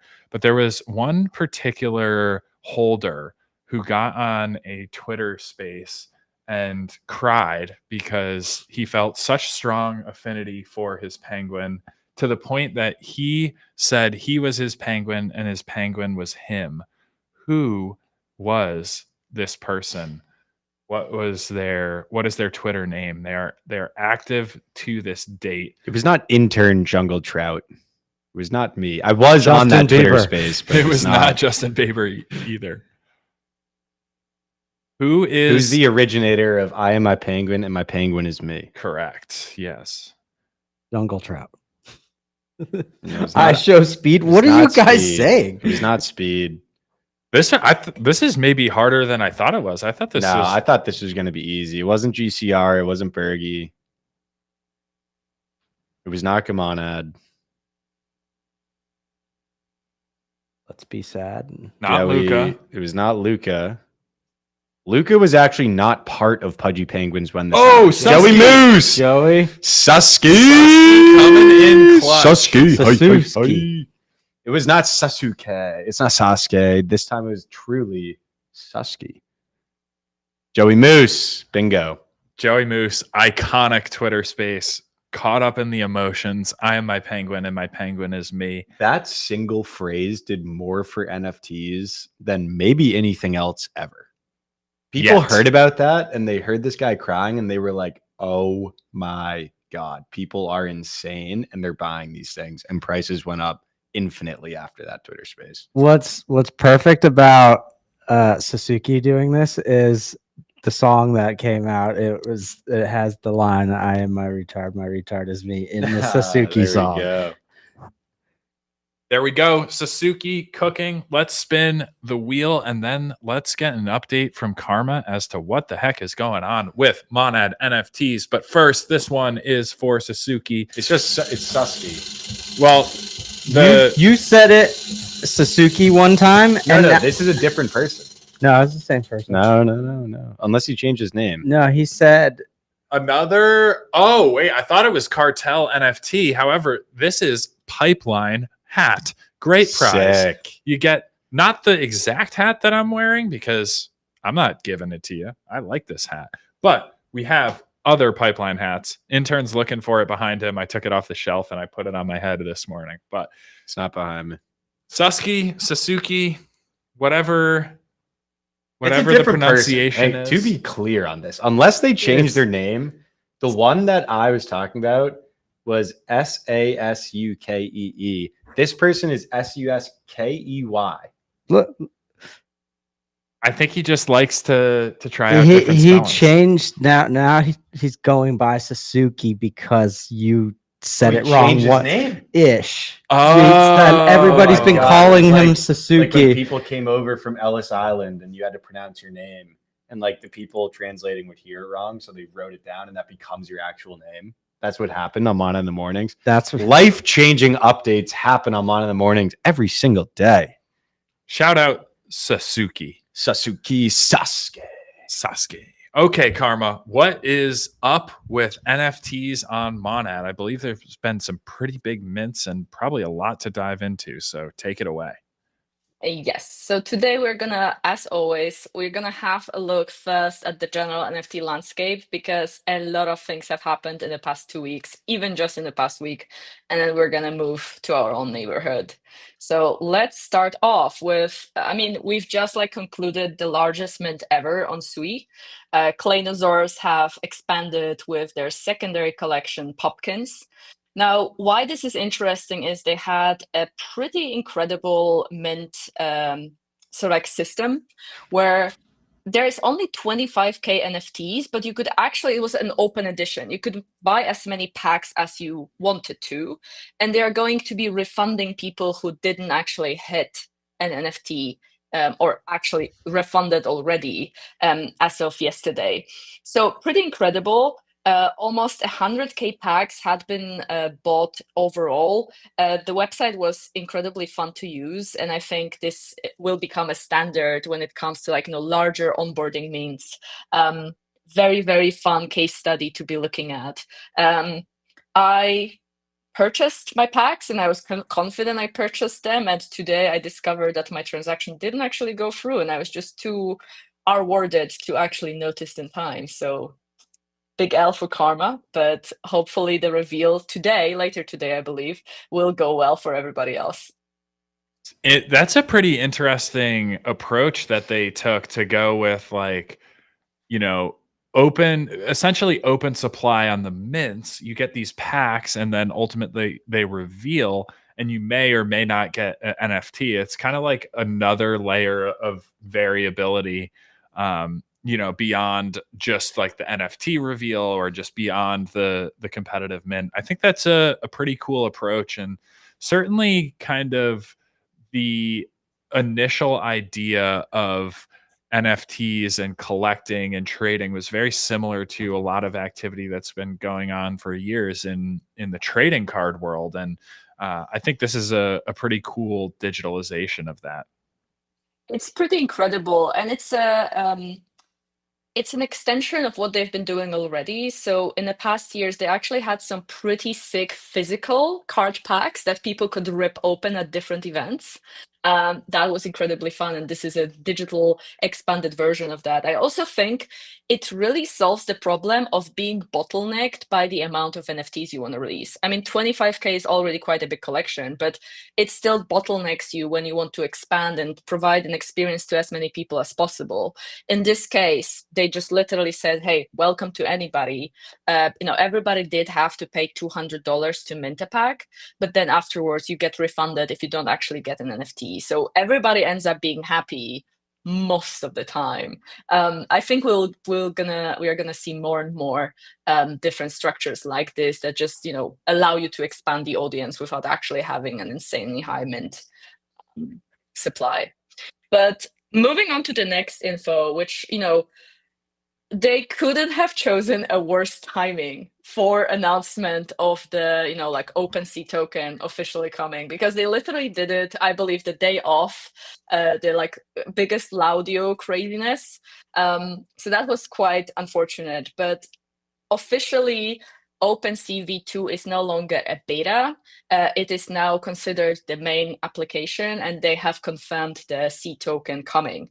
Now, anybody who hasn't actually seen the video, again, it was kind of like buried in the sea of InfoFi slop. I really recommend to watch the video. It's incredible. I think it, like every single collection that has ever mattered on ETH is featured in one way or another. It can only be likened to like the other side promo video back in the day. So pretty incredible. Now, the interesting thing too is that they are taking the XP approach route, which we've all known for a while, but it's also pretty approachable. So even if you don't have an insane volume to be moving in the markets, there are a list of XP missions that you can fulfill with just $5 in your wallet. That's like a huge advantage. And another fun thing are these shipments, which are distributed to users who have fulfilled certain like sort of niche requirements. Like if you purchased at least one NFT during the beta stage, for example, you get like the HODL box if you held that NFT. So if you were just like churning through, might not have been that fortunate. And another feature which I wanted to really highlight is we are seeing more and more brands really go into the physical territory with different launches. And I wanted to highlight Wrecked Brands because they had the third sale of their physical drinks in partnership with OpenSea, Shipwrecked. And this has had some incredible numbers. They sold out 180,000 cans in just 17 minutes. That's the fastest launch yet. The previous one was 223K cans of, I believe, abstract apple or something along these lines, like a green flavor. I was wondering, not to interrupt you, but I'm so curious what these drinks are. Like what kind of beverage is it? I think it's like an energy drink. I actually haven't had the chance to try them yet. They had an amazing booth at like NFT Lisbon just now, but I wasn't there. Definitely something, maybe we can do like a violet grape flavor for a moment. Well, it reminds me of these Les Monade cans that we have. I believe those were, I'm 99% sure, created by Oh My Like, who did the art for the can, and Barry at DeFi Poker Degen. They created these. Oh, Joseph Hauser, perfect. Yeah, we always keep the Les Monades on the shelf behind us, in case we get thirsty. I'm seeing a comment that it's just water. Oh, maybe the wrecked cans are just water. The lemonades are certainly not just water. I have tried. There is many. 36 grams of sugar. There's a lot of sugar. They get you amped up, but it is sparkling purple lemonade. It is the best beverage. Yeah, we've got some awesome community artists, and I don't know. This was just making me think of the lemonades. It would be cool to get these in hands worldwide. Although maybe a sugar-free version would be cool. Honestly love like the physical drops. I mean, I agree with the comments. Like, if it's difficult to justify like exchanging your physical home address for, like a can of a drink. But if I kind of feel like it's a little bit like as if you were purchasing like off of Amazon or something. Like you just want a physical thing you want to deliver to you. Like if that's this against like your privacy concerns, that's fine. I'm sure like down the line there could be some kind of like a ZK proof ordering system where like your actual address is like non-findable in a database. But anyhow, discussion for another day. Okay, like moving on. I actually wanted to chat about like on the topic of NFT marketplaces. This was quite fun news. I don't think anybody noticed, but LG, similar to Samsung, both LG and Samsung actually used to have their own NFT marketplaces where you could buy NFTs to display on their like cutting edge TVs as if it was a digital art frame. And LG actually just shut down theirs, or is in the process of shutting it down. And I think it's interesting topic to discuss about NFT marketplaces in general, because if you compare the volumes across the board, like just NFT trading volumes versus 2022, which was the absolute top, I believe like January 2022 was the highest month ever for NFT trading volume with like 6 billion. And nowadays we do like 400 million a month. So, we've collapsed like 90%. And this is forcing most marketplaces to adapt, overcome, or die. Most choose to die. And then even the absolute incumbents and the biggest players like Magic Eden, like OpenSea, like starting with Magic Eden, they are diversifying into other assets. So, Magic Eden just recently acquired Slingshot. We've also had the announcement of them building the Trump wallet just 2 days ago. I mean, intern, when you tweeted that, the screenshot of the Trump wallet, like I legit thought this was a shit post. Like I spent like 2 hours thinking that this was a fantastic shit post, and then I understood that this is for real. Took me for a ride. So it was a shit post, but it was making fun of the real thing that actually they did announce and was an existing thing. That would be incredible if the UI that Trump's you tweeted face was actually real. They move just your mouse around the same as the Fox and MetaMask. Is this Trump's face followed, like making different expressions? He's like, oh. Yeah, no, to be clear, like I did not believe the UI would have been real. I just thought the entire thing was made up. I was like, no, okay, yeah, well, Trump oh wallet. my God. Well, nonetheless, my point being, like we are seeing even those absolute biggest winners in terms of volume, like Magic Eden and OpenSea, they completely dominate the market. Even they are expanding, and just maybe like looking at some of the other, like launch pads, can't quite resist tapping into the fungible part of the market. Now, OpenSea hasn't, explicitly come forward with, their solution for trading everything on the face of the earth. However, if you look at that announcement video, all like the visuals and icons that they actually have in that video, there's lots of different like meme coins and just, PFPs of different coins in there. And in all their communications in the past weeks, they've been pretty consistent saying, we no longer see, OpenSea as somewhere to come trade NFTs, but like as a one-stop shop for trading all digital assets. So I do think that there's going to be, consistently progression towards very big players just being trading hubs overall.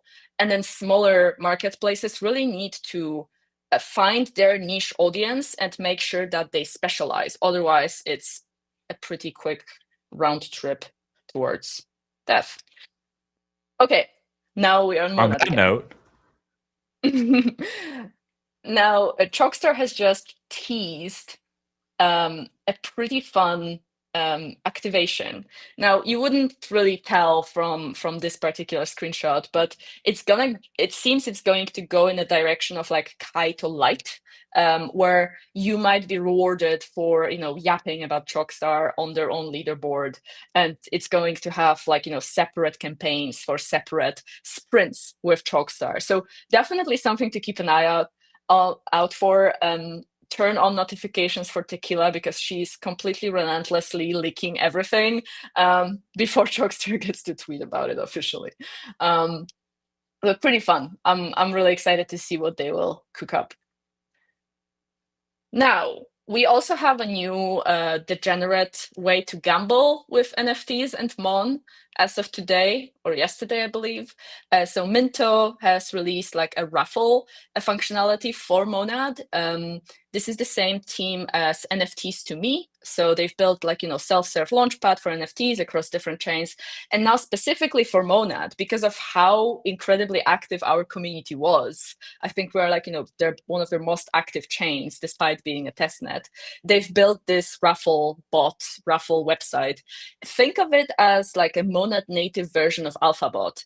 You can create a raffle, with different rewards. You can choose how many people will win the raffle, and everything happens on chain once the raffle starts. So, the creator of the raffle can't just rug the rewards or go back on their word. It lives on chain, and after the time ends, so like the set time ends, anybody who has participated in the raffle can also trigger the disbursement of rewards. So you don't actually have to rely on the creator coming back and giving everybody rewards. That's pretty fun. I was testing this earlier today, and the raffle I put up for everybody literally sold out in an hour. So sorry for that. But do contact the team if you want to launch your own. I'm sure people will be creating different degenerate gambles with this. Okay, and 2 more news. Well, first, let's celebrate Emil for a bit. He won the Fill the Week campaign with, honestly, the most sick video anybody has not, awaited. It was insane. The quality, the ideas in it, the character that, these like little Wick and little Chog in that video like represent, insane talent. Absolutely amazing. So I don't know how he did that one. That Unbelievable. it's Yeah, so like, so good. oh my God. in just a few days. Couple days. Emil.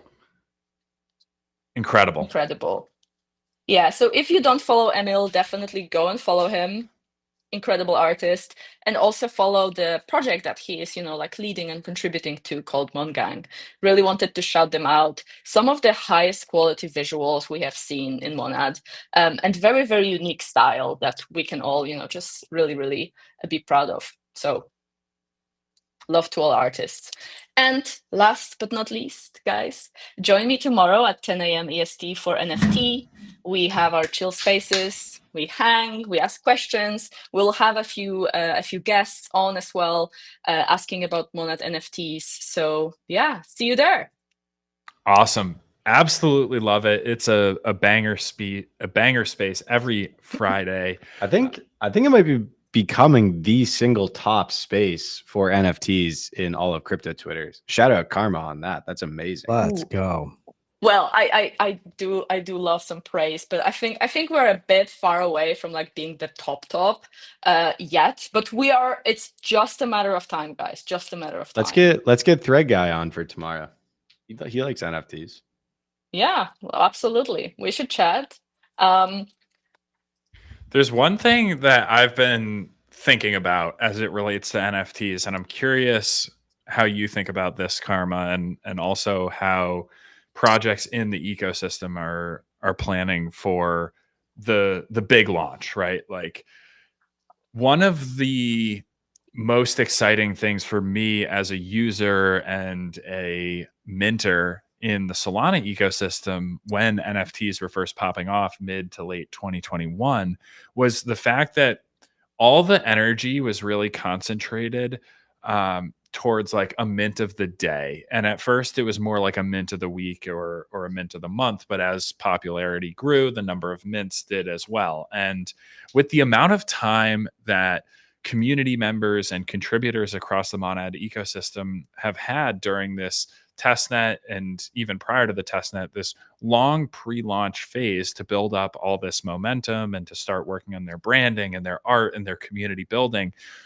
that has kind of culminated into this insane demand that we're seeing on testnet, where normally testnet NFTs aren't super exciting, aren't super compelling, but because of the Monad community, because of the talent in the ecosystem on the art side of things, on the entertainment side of things, on the community side of things in general, there's many projects planning to mint on Monad, and a lot of excitement for those projects. But I can see everyone having this hit the ground running mindset, this first mover advantage mindset, which we certainly know first mover advantage is not always an advantage. But how do you encourage teams to think about actually working together to contribute to the longer term success of the Monad NFT ecosystem? And by that, I mean, like, really kind of working together to space out mints and to allow this kind of progression where community members have the opportunity to interface with a lot of different NFT projects, mint the assets, contribute to communities without being too overwhelmed. For example, if every mint happened on mainnet launch day, there would be a lot of dilution, I think. So I'm curious how you're thinking about that, Karma. Curious how founders in the ecosystem are thinking about really collaborating together and working together for the longer term success of the NFT vertical. Yeah, I think so if I were a founder of one of the NFT projects as of today, there's three things I would be thinking of, like, and doing right now. Like, I feel like NFT projects on Monad are incredibly privileged because they get to have a much longer community building timeline than, many other projects out there. And you also have an insane advantage. Wow, I really like how I'm like being precise. Also, guys, like hydration reminder, as the chat says.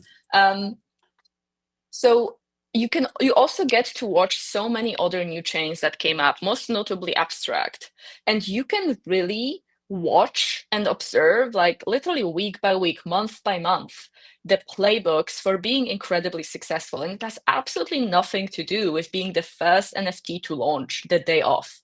Like the most, most volume, like most recognition NFT on Abstract as of today is Final Bosu. And they literally just like revealed, like minted weeks, if not months after Abstract went live, and just revealed like a week or two ago. So all I would say is take your time and make sure that you take the time you have right now to create an incredible experience with your mint, with your reveal for your community, because that's what they will remember. Like, I don't know, I still remember some of the mints which were really, really fun, which made me really love a collection. So better take longer, but have an incredible experience rather than, front run it and then have something very subpar. So that's one. And then second, like, we will definitely be coordinating. Like, we don't want, like 3 top collections minting on the same day. Like, that would be disastrous for everybody involved. So we can definitely work on it together and ensure that, we get enough of like a spread and everybody gets to shine at a particular moment. So those are 2 things. And then the third thing I would be really watching out for is your mint is not your finish line. If you really want to be a good collection, your mint is just your start. It's similar to Monad. Like, mainnet is just the start of the real sprint and marathon, both of them at the same time. So I would definitely be networking with projects in the ecosystem right now while they are still accessible. And I've been tweeting about this incessantly, like, connect with projects. They need feedback. You have an active community, so use your community as the product it is. Get in touch with some amazing protocols building on Monad, and you can ensure synergies, you can ensure rewards for your holders in exchange for really great campaigns and engagement that you bring to those projects. So those are like the 3 things you should be looking at. Yeah, I think that's a great answer. And it really just reminds you, I think, that like first mover advantage is not the real advantage. Certainly, when things are hyped, when you're early to an ecosystem, that can present an opportunity, but the bigger opportunity is actually surprising, engaging, and delighting a community long term. And I have high confidence that the founders in the Monad community and the Monad ecosystem are going to approach this from a stance of collaboration, largely given like the collaborative nature of the community overall. So I'm excited for that to shine through. I'm definitely excited to mint some of these collections, spend a bit more time with these communities, and see what they have in store for us upcoming on mainnet. Absolutely. And thank you again for having me on Monad in the Mornings. There will be no mint conditions next week, but in 2 weeks for sure, we see each other again. In 2 weeks, we will be back. That is a fact, Karma. It is always a pleasure to have you on the show to hear some updates and insights on the NFT vertical, both as it relates to Monad and beyond. It wouldn't be Monad in the Morning if we didn't spin the wheel again. We lost Mr. Intern. He has some growth to go work on, I guess. But we are here. It is Monad in the Morning, and we have to spin the wheel. Karma, if you have to drop, no worries, but we're spinning this wheel no matter what for Have the fun. community. Absolutely. Have fun with the spin. Good luck to everybody, and see you tomorrow, 10 a.m. EST at NFT. Bye, Karma. Thank you so much. Awesome. That was Mint Conditions with Karma. Again, NFT Spaces live tomorrow morning on Twitter. We also have another Spaces right now with Cryptunes, I believe. So if you want more Monad action, go hop on Twitter if you're not there already. Rarebet Sports is asking me for a hoo-yah. I will give you a hoo-yah. Shout out Rarebet Sports. Really, really impressive stuff cooking there. I have been showing a lot of my sports friends, or my friends who are sports enthusiasts, the Rarebet Sports app, and there is a lot of excitement there. I think people don't even realize some of this stuff is possible in crypto. And yeah, hoo-yah for the Chads over at Rarebet Sports.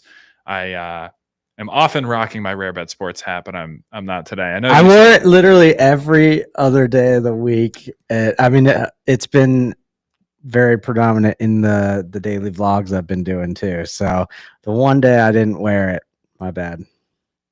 Well, we can probably fix that next week. There is always another episode of Monad in the Morning to look forward to, but let's spin the wheel for the Monad community. Should we do just, I liked last time when we did close my eyes and we just, whoever shows up on that's the easiest, right? That's the easiest, and I absolutely love it. So get the chat going. Get some Monads in the chat, some love, some mentions. Here we go. And all right, Joseph my eyes is are closed. Close and randomly select. Ready. 3, 2, 1. Did it work? Nope. They're going too fast. I think you can keep your eyes open because there's no way to not be. Calvin Scunnies. Calvin Scunnies. Okay. All right, Calvin. This one's for you. I believe a first-time recipient. Let's go, Calvin. The spin to win. Calvin, this is for you. It is your better. Oh, wow. We got an even better angle. I didn't actually have to move that. Which way am I going here? Okay. Perfect. It's perfectly centered. Absolutely love it. Let's get this wheel going. For Calvin. Jerry. Great prize. Speaking of NFTs, we've got a Jerry coming to Calvin. I think we were a little light on spins this week, so let's do a bonus spin before we close out the show, because the Monad community is the best. None of this is possible without the Monad community. As Koene said, as Joey said, as Karma said, specifically on the NFT side of things, there is no better place to hang out on the internet. And it is still incredibly, incredibly early. I guess that's one kind of final point that I want to make here on the stream today, which is that Monad is more well known now than ever before. And Monad mind share, I guess, if you will, kind of increases every single day. But it's important, I think, not to lose sight of just how early it is in the Monad ecosystem. It is not mainnet time yet. We are still in the mid stages of testnet, and that presents a massive opportunity regardless of whether you are building an application, whether you enjoy hanging out in the community, or whether you want to find some other way to plant your flag long term on Monad. Go out there, try things that you like doing, seize those asymmetric opportunities, because the opportunities are there for the taking. Let's pick a final recipient of our spin to win. Just keep, you guys know, just keep, what should I say in the chat? Oh, that's a good question. Say whatever's on your heart. Whatever's on your heart, whatever's on your mind. It is just always so fun to hang out here with the Monad community every Thursday morning. We spin the wheel, we give you the alpha. Blue is certainly deserving of a spin. I don't know if they're saying cocknut or coconut and just misspelled it. Either way, it works for us. Okay, this one is for Blue, a very well-deserved spin. Jessup, hit that close-up camera again, and we are going to spin this wheel for Blue.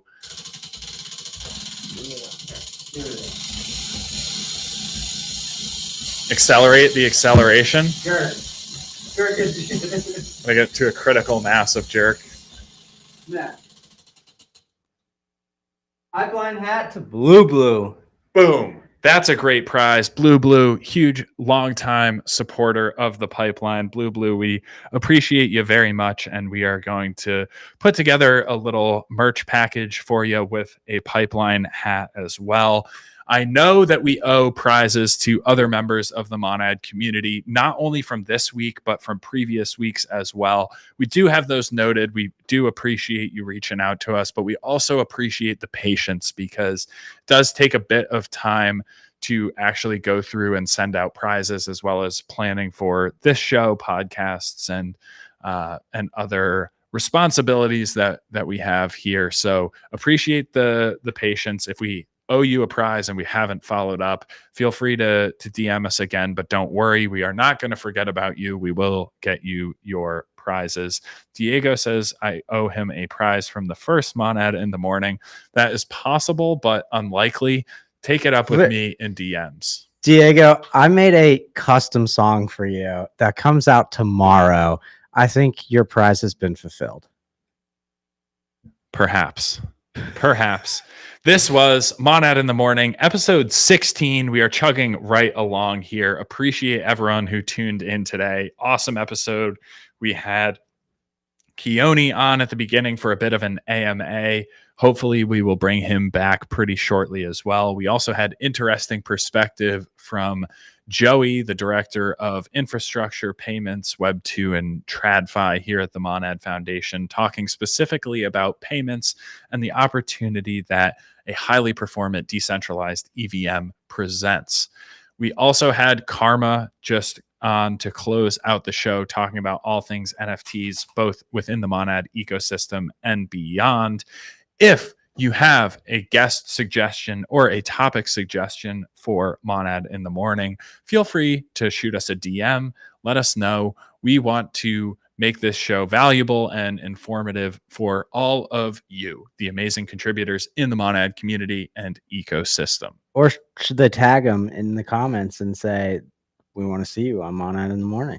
That's actually a much better idea. Thank you, Jessup. Okay, revising my previous statement, if you have a guest suggestion, if you have a question or a topic that you want to see addressed on Monad in the Morning, go on the Pipeline's Twitter and comment on this live stream what you want to see next on Monad in the Morning. And if you are watching on Twitch or YouTube, please feel free to throw us a subscribe there. We really appreciate it. So I guess we're about 60 away from hitting 1,000 on Twitch.